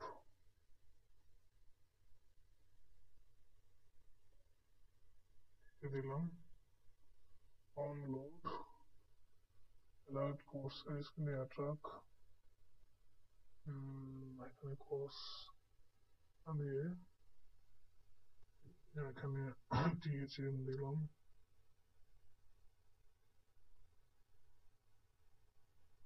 এটা তো ফ্যাক্ট না অবশ্য, যে আমি কি দিচ্ছি পপ আপ করার জন্য। ফ্যাক্ট হচ্ছে আমি এখানে কি দিচ্ছি, এটাকে দিয়ে। আচ্ছা, এটার পপ আপটা এক্স্যাক্টলি কি হবে সেটা হচ্ছে আমাদের প্রত্যেকটা ট্রায়ালের এরর করে দেখতে হবে। তো আমরা যদি আমাদের মানে এখান থেকে দেখি যে কিছু বলা আইডিয়া পাই কিনা কোশ্চেনে, তাহলে আশা করি আমাদের জন্য ইজি হবে। কারণ কোশ্চেন না দেখে আমরা করতেছি, অনেক সময় মানে কোনো প্রশ্ন থাকতে পারে যেটা হচ্ছে আমাদের কোশ্চেন সম্পর্কিত, বাট আমরা জানিই না এটা। তো সেই জন্য আমরা এই জিনিসগুলো এখান থেকে দেখে নিলে আমাদের আইডিয়া চলে আসবে যে কি হতে পারে। তো আমরা যদি দেখি যে অনলোড অ্যালার্ট, আচ্ছা আচ্ছা, হ্যাঁ, এখানে অনলোড দিয়ে করছে প্রবলেমটা, এবং সেটা এইভাবেই করছে। আমরা এটাই ট্রাই করি, দেখি অনলোড দিয়ে আসলে হয় কিনা। অনলোড দিয়ে করা হয়েছে, তারপরে পলিকোড দিয়ে করা হয়েছে, আমরা দেখি এটা কি হয়। তো আমরা এটাকে আবার এখানে দিই, দেওয়ার পরে দেখি কি হয়। এখানে আমরা যখন অনলোড দিলাম তখন এটা এটা হচ্ছে না, এর পিছনে কারণ হচ্ছে জেপিজির পরে ডাবল কোটেশন দিয়ে শেষ করা হয়েছে জেপিজির। হ্যাঁ হ্যাঁ, এটা একটা বিষয়, ডাবল কোটেশনের বিষয়। কারণ হচ্ছে আমরা যখন এটা তো আমরা আগে দেখলাম যে ডাবল কোটেশন আপনার এখানে আছে জেপিজির পরে, এই জন্য আমরা হচ্ছে এখানে এখন দেখলাম যে অনলোড দিয়ে এখন হচ্ছে। কারণ হচ্ছে এখানে হচ্ছে একটা ডাবল কোটেশন দিয়ে আগে ইমেজটাকে অফ করে নেওয়া লাগতেছে। দ্যাট মিন্স কোডটা সম্পূর্ণ সোর্সের অ্যাট্রিবিউটটাকে কমপ্লিট করছে তারপরে। হ্যাঁ হ্যাঁ, রাইট। তো এই জন্য আমরা আগে এটা অফ করে নিলাম, জেপিজিটাকে অফ করে নিলাম ডাবল কোটেশন দিয়ে। এরপরে হচ্ছে আমরা যখন আমাদের অনলোডের কোডটা দিলাম, তখন হচ্ছে আশা করি আমাদের এখন কাজ হবে। এবং এটা কিন্তু আমরা এখন দেখতে পাচ্ছি যে এখন আমাদের এটা এক্সিকিউশন হচ্ছে। তো এটা ছিল মানে মোটামুটি 6 নম্বর প্রবলেম। তো এটা আমরা এখান থেকে যে বিষয়টা বুঝলাম, যে এমন যদি হয় যে আমরা একটা সোর্স একটা ফাইল লোড করিয়ে তারপরে হচ্ছে আমাদের জিনিসটা করা লাগতেছে, তখন হচ্ছে আমরা পেলোড হিসাবে অনলোড ব্যবহার করতে পারি। তবে অনলোড ব্যবহার করা ছাড়াও অনেক সময় আমরা অন্য প্রসেসে কাজ করতে পারি, সেজন্য হচ্ছে আমাদেরকে এই প্লেলোড গুলো এক একটা করে দেখতে হবে। তা আমরা যদি মানে অনলোডের প্লেলোড গুলো চেক করি, যে অনলোডের প্লেলোড, তাহলে এখানে দেখতে পাবো যে অনলোডের অনেকগুলো প্লেলোড আছে। এখন কোন প্লেলোড কখন কাজ করবে সেটা আপনারা বুঝতে পারবেন যখন আপনি ম্যানুয়ালি কাজ করবেন, ঠিক আছে। তো সেই জন্য আপনাকে ম্যানুয়ালি কাজ করা শেখা উচিত, তাহলে আপনার জন্য এই জিনিসগুলো করা ইজি হবে। তো এখন আপনাদের সাথে আরেকটা বিষয় শেয়ার করবো, সেটা হচ্ছে পলিগল, যেটা আমরা বাংলা শব্দ জানি হচ্ছে বহুভুজ। বহুভুজ শব্দ থেকে আমরা বুঝতে পারি যেখানে অনেকগুলো ভুজ থাকে, তাই না? জ্যামিতিতে এটাই পড়ছিলাম।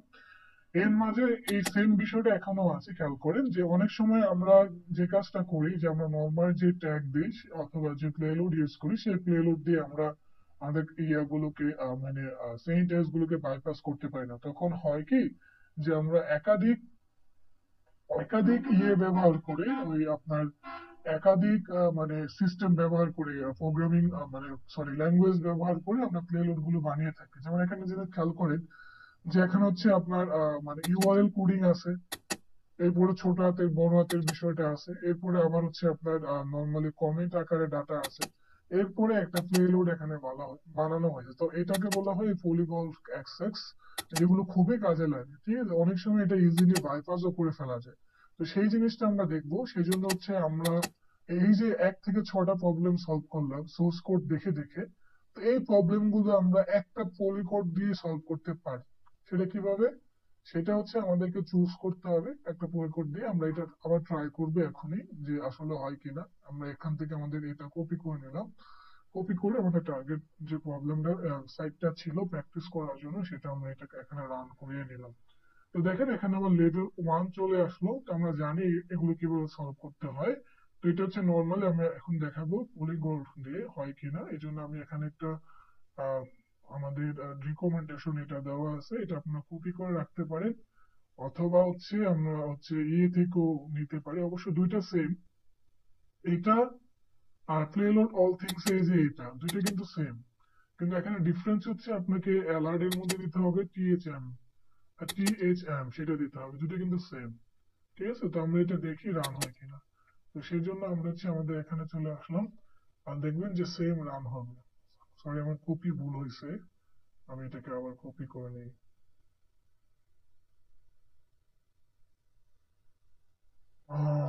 ওকে, আমি এটাকে এন্টার ক্লিক করলাম, এন্টার ক্লিক করার পরে দেখেন এটা পপ আপ দিচ্ছে।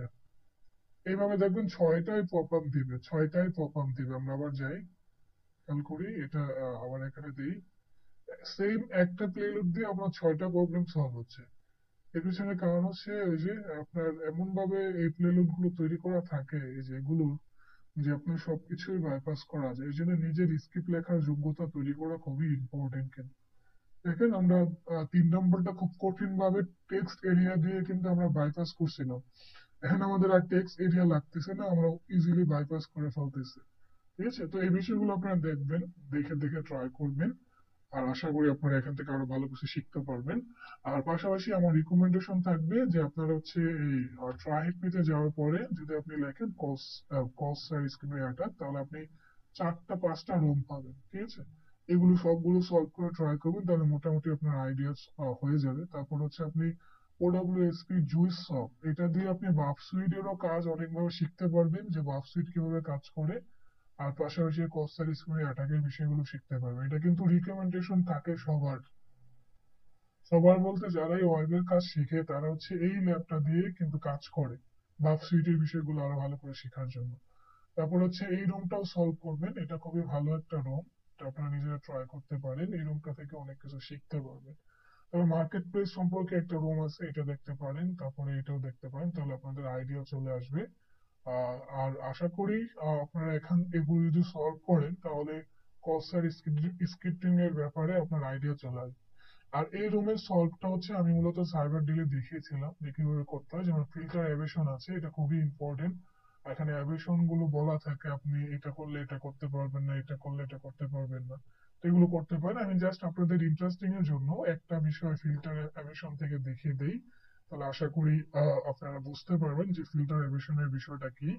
তো সেই জন্য আমি হচ্ছে এখান থেকে আইপিটা নিয়ে নিচ্ছি। আমি এই ফিল্টার অ্যাবিশনটা হচ্ছে আপনাদের কাছ থেকে ফিডব্যাক নিব, নিয়ে নিয়ে করব, দেখি আপনারা কতটুকু বুঝেছেন।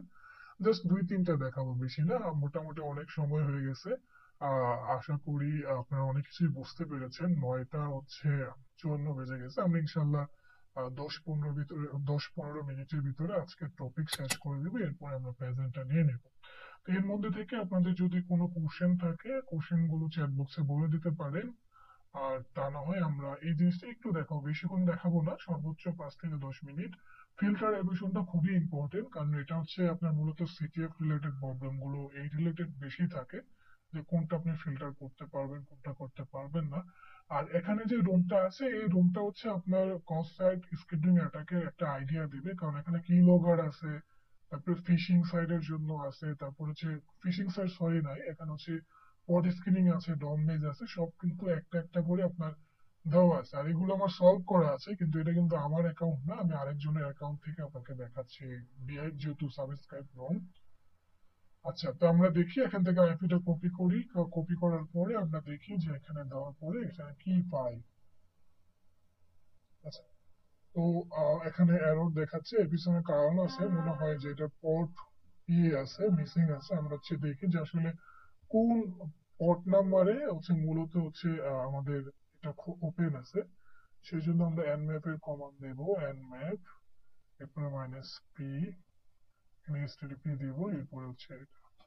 এরপরে দেখি যে আসলে কোনটাতে ওপেন আছে। খেয়াল করেন যে ওপেন আছে F0 তে, বাট এটা F0 তে ওপেন থাকলে কেন দেখাবে না, অবশ্যই দেখাবে। F0 তো বেসিক, এখন দেখাচ্ছে। তো এর মধ্যে থেকে আমরা হচ্ছে ফিল্টারিংটা আপনাদেরকে একটু দেখাবো। এই যে ফিল্টারিং এ ক্লিক করলাম, ক্লিক করার পরে দেখেন এখানে বলছে আপনার অ্যাকাউন্ট তৈরি করে নিতে, তো আমি অ্যাকাউন্ট তৈরি করে নিচ্ছি। অ্যাকাউন্ট হচ্ছে মনে করেন যে স্নাইপার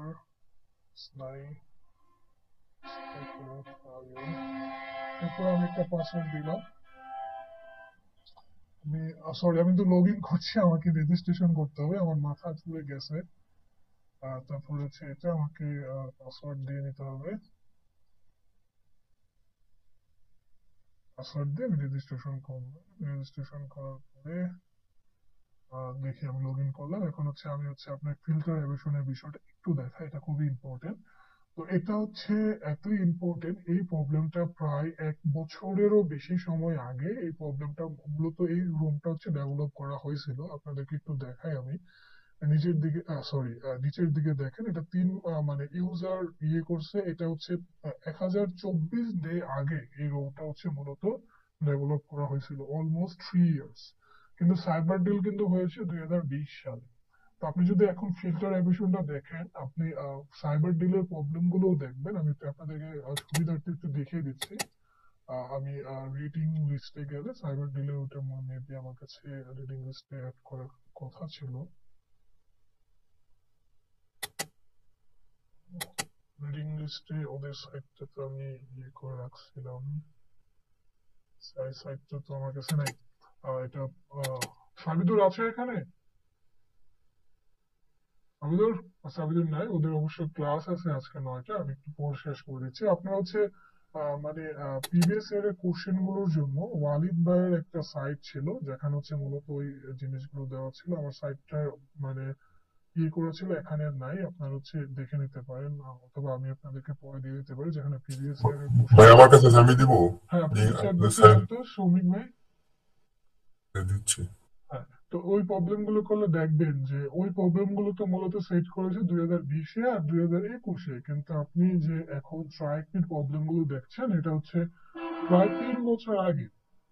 তো 3 বছর আগের জিনিস যদি আপনি ভালো করে ট্রাইকিতে সলভ করেন, তাহলে কিন্তু cyber drill, national cyber drill, ওখানে আপনি ওই 6টা 7টা প্রবলেমও সলভ করতে পারতেন। এই জন্য হচ্ছে কি, আপনি যখন কোনো প্ল্যাটফর্মে প্রবলেম সলভ করেন অথবা কিছু দেখেন, এগুলো হচ্ছে মনোযোগ সহকারে ওই বিষয়গুলো হচ্ছে আপনার দেখা উচিত, তাহলে আপনার সাইবার ডিল হোক বাগ বাউন্টি হোক, ওখানে কিন্তু এই বিষয়গুলো আপনার ইজি হবে। আর বাগ বাউন্টিতে আমি যে 2022 সালে যে বাগ বাউন্টিতে কন্টেস্ট করলাম, ওখানে কসের প্রবলেমটা এত ইজি ছিল যে আপনি হচ্ছে, আমি আপনাকে দেখাই, স্ক্রিনশট রাখা আছে আমার, আমি দেখাই, এটা একটু দেখিয়ে দিচ্ছি। এত ইজি ছিল, ওদের সাইন আপ এর মধ্যে হচ্ছে মানে কস্টার স্কিমের অ্যাটাকটা পাওয়া গেছিল। এটা মেবি আমি ডকুমেন্ট না, পিকচারের ভিতরে আমি ফোল্ডার করে রেখে দেওয়া। আচ্ছা, এখানে গেলে বাখান 2022, এখানে সব রিপোর্ট গুলো আছে, যে রিপোর্ট গুলো আমি মূলত দিয়েছিলাম। তো আমি একেবারে মানে দেখাচ্ছি আপনাকে হচ্ছে, একেবারে 1 নাম্বার যে রিপোর্টটা ছিল সেই রিপোর্টের জাস্ট এটা দেখেন, আমি আপনাকে একটু বড় করিয়ে দেখিয়ে দিচ্ছি, এই যে এই পার্টটা। এই যে বাগ, এটা কিন্তু একটা আপনি কস্টের স্প্রে অ্যাটাক, একেবারে ইজি অ্যাটাক ছিল। জাস্ট হচ্ছে এখানে খেয়াল করে দেখেন, এই যে উপরে একটা পাহাড়ে একটা স্কিপ দিয়েছিলাম আমি, স্কিপ অ্যালার্ট তারপর এটা কিন্তু পপ আপ দিয়েছিল, ঠিক আছে। তো এটা একেবারে ইজি ছিল। আর এটা আপনি মানে এই প্রবলেমটা ছিল 200 পয়েন্টের, এটা দেওয়া হয়েছিল, এটা 200 পয়েন্টের ছিল। এটা আমি একটু আগে মিস্টেক বলেছিলাম যে 500 পয়েন্টের, এটা 200 পয়েন্টের ছিল। তো এটা একেবারে ইজি ছিল, আপনি কিন্তু এটা ওই বাগ বাউন্টি খেললে এই প্রবলেমটা ইজিলি সলভ করতে পারতেন। আর কিন্তু এটা ইজি ছিল, কিন্তু অন্যান্য কোশ্চেন গুলো অনেক হার্ড ছিল। এগুলো হচ্ছে আমি আরেকদিন দেখাবো আমি কি কি আপনাদের মানে সলভ করেছিলাম, কিভাবে কোনটা পেয়েছিলাম। এই যে এখানে পুরো লগ ইন ইনফো পেয়ে গেছিলাম, দেখেন যে ইমেল, অ্যাডমিনের লগ ইন ডিটেলস, তারপরে অ্যাডমিনের পাসওয়ার্ড আর রিকমেন্ডেশন, এটা আমি রিপোর্ট করছিলাম। তারপরে আরো অনেক, টোটাল 13টা রিপোর্ট করছিলাম আমি, 13টা রিপোর্ট করে সামথিং পয়েন্ট পেয়ে হচ্ছে আমার জন্য স্কোরটা আসছিল আর কি। তারপরে আমি আপনার হচ্ছে এটা একটা মারাত্মক রিপোর্ট ছিল, সেটা হচ্ছে বিজনেস এর। এটা হচ্ছে দেখেন এখানে পেপালে বলতেছে যে 27 মানে 27710, বাট এটাকে আপনি বাফস্ক্রিপ্ট দিয়ে ইন্টারসেপ্ট করে এটার ভ্যালুটা আপনি চেঞ্জ করতে পারতেছিলেন, হ্যাঁ। এটাকে আমি মানে চেঞ্জ করে একেবারে ভ্যালু চেঞ্জ করে দিয়েছিলাম। এটা একেবারে ইজি প্রবলেম ছিল, কিন্তু ধরতে পারাটা কঠিন ছিল, এটার জন্য 500 পয়েন্ট দিয়েছিল। আর তখন আমরা স্ক্রিনশটে দেখিয়েছিলাম যেটার ভ্যালুটা চেঞ্জ হয়ে গেছিল, দেখেন এটা $400, মানে 400 না, $4120 করে ফেলেছিলাম, কিন্তু প্রাইস ছিল কিন্তু 2,70,000 সামথিং ডলার আর কি, ইউএসডি ডলার, কিন্তু এটাকে কমিয়ে জাস্ট $4120 করে ফেলেছিলাম। এই যে এটা হচ্ছে আপনার, এইটা কিন্তু মারাত্মক বাগ। এই বাগ যদি কোনো ওয়েবসাইটে আপনি পান, আপনি শিওর থাকেন P1 বাগ দিবে আর আপনি এর বিনিময়ে মেলা টাকা পাবেন। তো এটার জন্য আমাকে 500 পয়েন্ট দিয়েছিল। এরকম আরো অনেক প্রবলেম ছিল, একদিন দেখাবো, আজকে যদি অনেক সময় হয়ে গেছে আমি হচ্ছে ফিল্টার এডিশনটা দেখাবো। তো এখানে সৌমিক ভাই হচ্ছে আমাকে লিঙ্কটা দিছে, আমি আপনাকে এই লিঙ্কটা কপি করে আপনাকে একটু কম্পেয়ার করে দেখাচ্ছি যেন আপনার একটা আইডিয়া চলে আসে আর কি। তো এটা আমি এখানে পেস্ট করে দিচ্ছি। তো এখানে আমি যদি দেখাই, ন্যাশনাল সাইবার ডিল হচ্ছে 2020, সব সাইবার ডিলের এখানে এবং ইউনিভার্সিটি সাইবার ডিলের কিন্তু কোশ্চেন আছে। আমি যদি 20-এরটা দেখাই, 20-এ এখানে এটাতে আমি ক্লিক করি, এরপরে দেখবেন যে ওখানে অনেকগুলো প্রবলেম আছে, সলিউশনও দেওয়া আছে। আমরা আমাদের সাইবার বাংলা থেকে সলিউশন করেছিলাম, আমার প্রাইভেট ইউটিউব চ্যানেল থেকেও আমি সলিউশন করেছিলাম। তো এখানে কিন্তু দেখেন সবগুলো সলিউশনও দেওয়া আছে, আপনারা এখান থেকে দেখে নেবেন। তারপরে নিচের দিকে গেলে দেখবেন ওয়েবের অনেকগুলো প্রবলেম ছিল, no alert, no I am still bypass, এটা হচ্ছে আপনার ক্রসের অ্যাটাক ছিল, ইমেল অ্যান্ড ইমেল। তারপর নো অ্যালার্ট নো পার্টি, এটাতে অনেক ইজি ছিল, বাট এটা 150 পয়েন্টের ছিল। স্ক্রিপ্ট ট্যাগ ব্যবহার না করে কিভাবে করা যায়, এই বিষয়গুলো খুব মানে ভালো ভালো প্রবলেম ছিল। আর এগুলো আপনি সলভ করতে পারলে আপনার, তবে ওই সাইবার ডিলে মানে এই প্রবলেম গুলো ন্যাশনাল সাইবার ডিলে বেশি সলভ করা হয় নাই, কয়েকটা টিমই পারছিল। তারপর ইন্টার ইউনিভার্সিটির ক্ষেত্রে ওইরকমই ছিল, এগুলো আপনারা দেখে নিতে পারেন। তো এর উপর বেস করে আমরা হচ্ছে এখন কয়েকটা প্রবলেম দেখাচ্ছি, যেগুলো আশা করি আপনাদের বুঝতে সহজ হবে ফিল্টার এভেশনের জন্য। তো এখানে চলে আসার পরে খেয়াল করবেন যে এখানে ফিল্টার এভেশনে আসলাম, আপনারা নাম থেকেই বুঝতে পারছেন ফিল্টার এভিশন মানে হচ্ছে কিছু ডাটাকে ফিল্টার করে অফ করে দেওয়া। তো এখন আপনাকে যে কাজটা করতে হবে, যেগুলো বলা নাই ওগুলো অনুসারে কাজ করতে হবে। তো এর আগে আপনারা একটা ফিল্টার এভিশনের কাজ করছিলেন, সেখানে দেখছিলেন যে স্ক্রিপ্ট জিনিসটা নাই করে দিচ্ছে, এই জন্য আপনি ইমেজ ট্যাগ দিয়ে করতে পারছিলেন, অথবা স্ক্রিপ্টের মধ্যে আরটা বড় হাতের দিয়েছিলেন, তাই না? তো এখানে ওই কনসেপ্ট গুলো কাজে লাগবে। দেখুন এখানে একটা প্রবলেম, আপনাকে প্রবলেমে বলে দিছে যে আপনাকে এই প্রবলেমটা আছে, আপনার কাজ হচ্ছে হ্যালো পপ আপ দিতে হবে। এর আগে কিন্তু প্রবলেমটাতে আপনি পপ আপ দিয়েছিলেন THM, এখানে আপনাকে পপ আপ দিতে হবে হ্যালো। দ্যাট মিনস আপনাকে হ্যালো দিয়ে কিন্তু রান করাতে হবে, অন্য কিছু দিয়ে কিন্তু আপনি পপ আপ দিলে হবে না। এখন নর্মাল আপনি ট্যাগ কি দিতেন, যে স্ক্রিপ্ট, বাট এখানে বলছে are you able to bypass the filter remove the script tag, আপনি স্ক্রিপ্টে ব্যবহার করতে পারবেন না, অন্য কোনো ট্যাগ দিয়ে আপনার কাজ কাজ করতে হবে, ঠিক আছে। এখন এটা কিভাবে করা সম্ভব, আপনি নর্মালি স্ক্রিপ্ট দিবেন, এখানে যদি আপনি স্ক্রিপ্ট ট্যাগ মানে দেন, তারপর যদি আপনি অ্যালার্ট দেন, মানে হ্যালো, তারপরে যদি আবার আপনি এখানে এটা দেন, সরি, তাহলে দেখবেন যে এটা পপ আপ মানে দিচ্ছে না, অ্যালার্ট কি করতেছে, স্ক্রিপ্টটাকে সরিয়ে ফেলতেছে। তো এখন আগের মতো আবার ট্রাই করে দেখেন যে এখানে এটাকে আরটাকে বড় করে দেখেন হয় কিনা।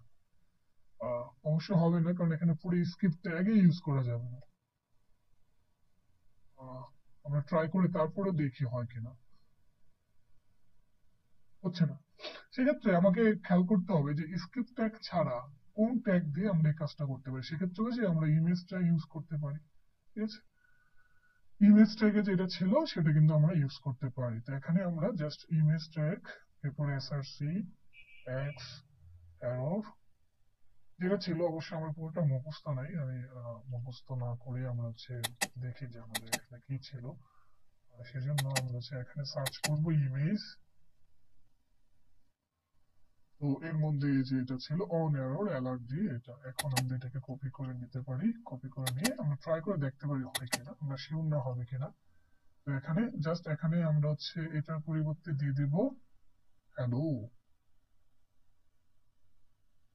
এখন যদি এটাকে আমরা রান করাই, এখানে দৌড়ি, আশা করি পপ আপ দিবে, এবং আমরা আমাদের পপ আপ দিয়ে দিল। এখন যদি আমি ওকে ওকে বলি, তখন আমাকে আমার হ্যাশ ভ্যালুটা দিবে, এটাই আমার ফ্ল্যাগ।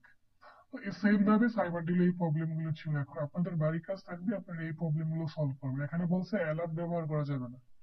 তো এখন দেখেন, অ্যালার্ট ব্যবহার করা যাবে না, অ্যালার্টের পরিবর্তে আরো কিছু কিন্তু আছে, যেমন পমোড। পমোড দিয়েও কিন্তু আপনি এই পপ আপের কাজ করতে পারেন। তো সেম কাজ এখানে, অ্যালার্টের পরিবর্তে আপনাকে পমোড ব্যবহার করতে হবে।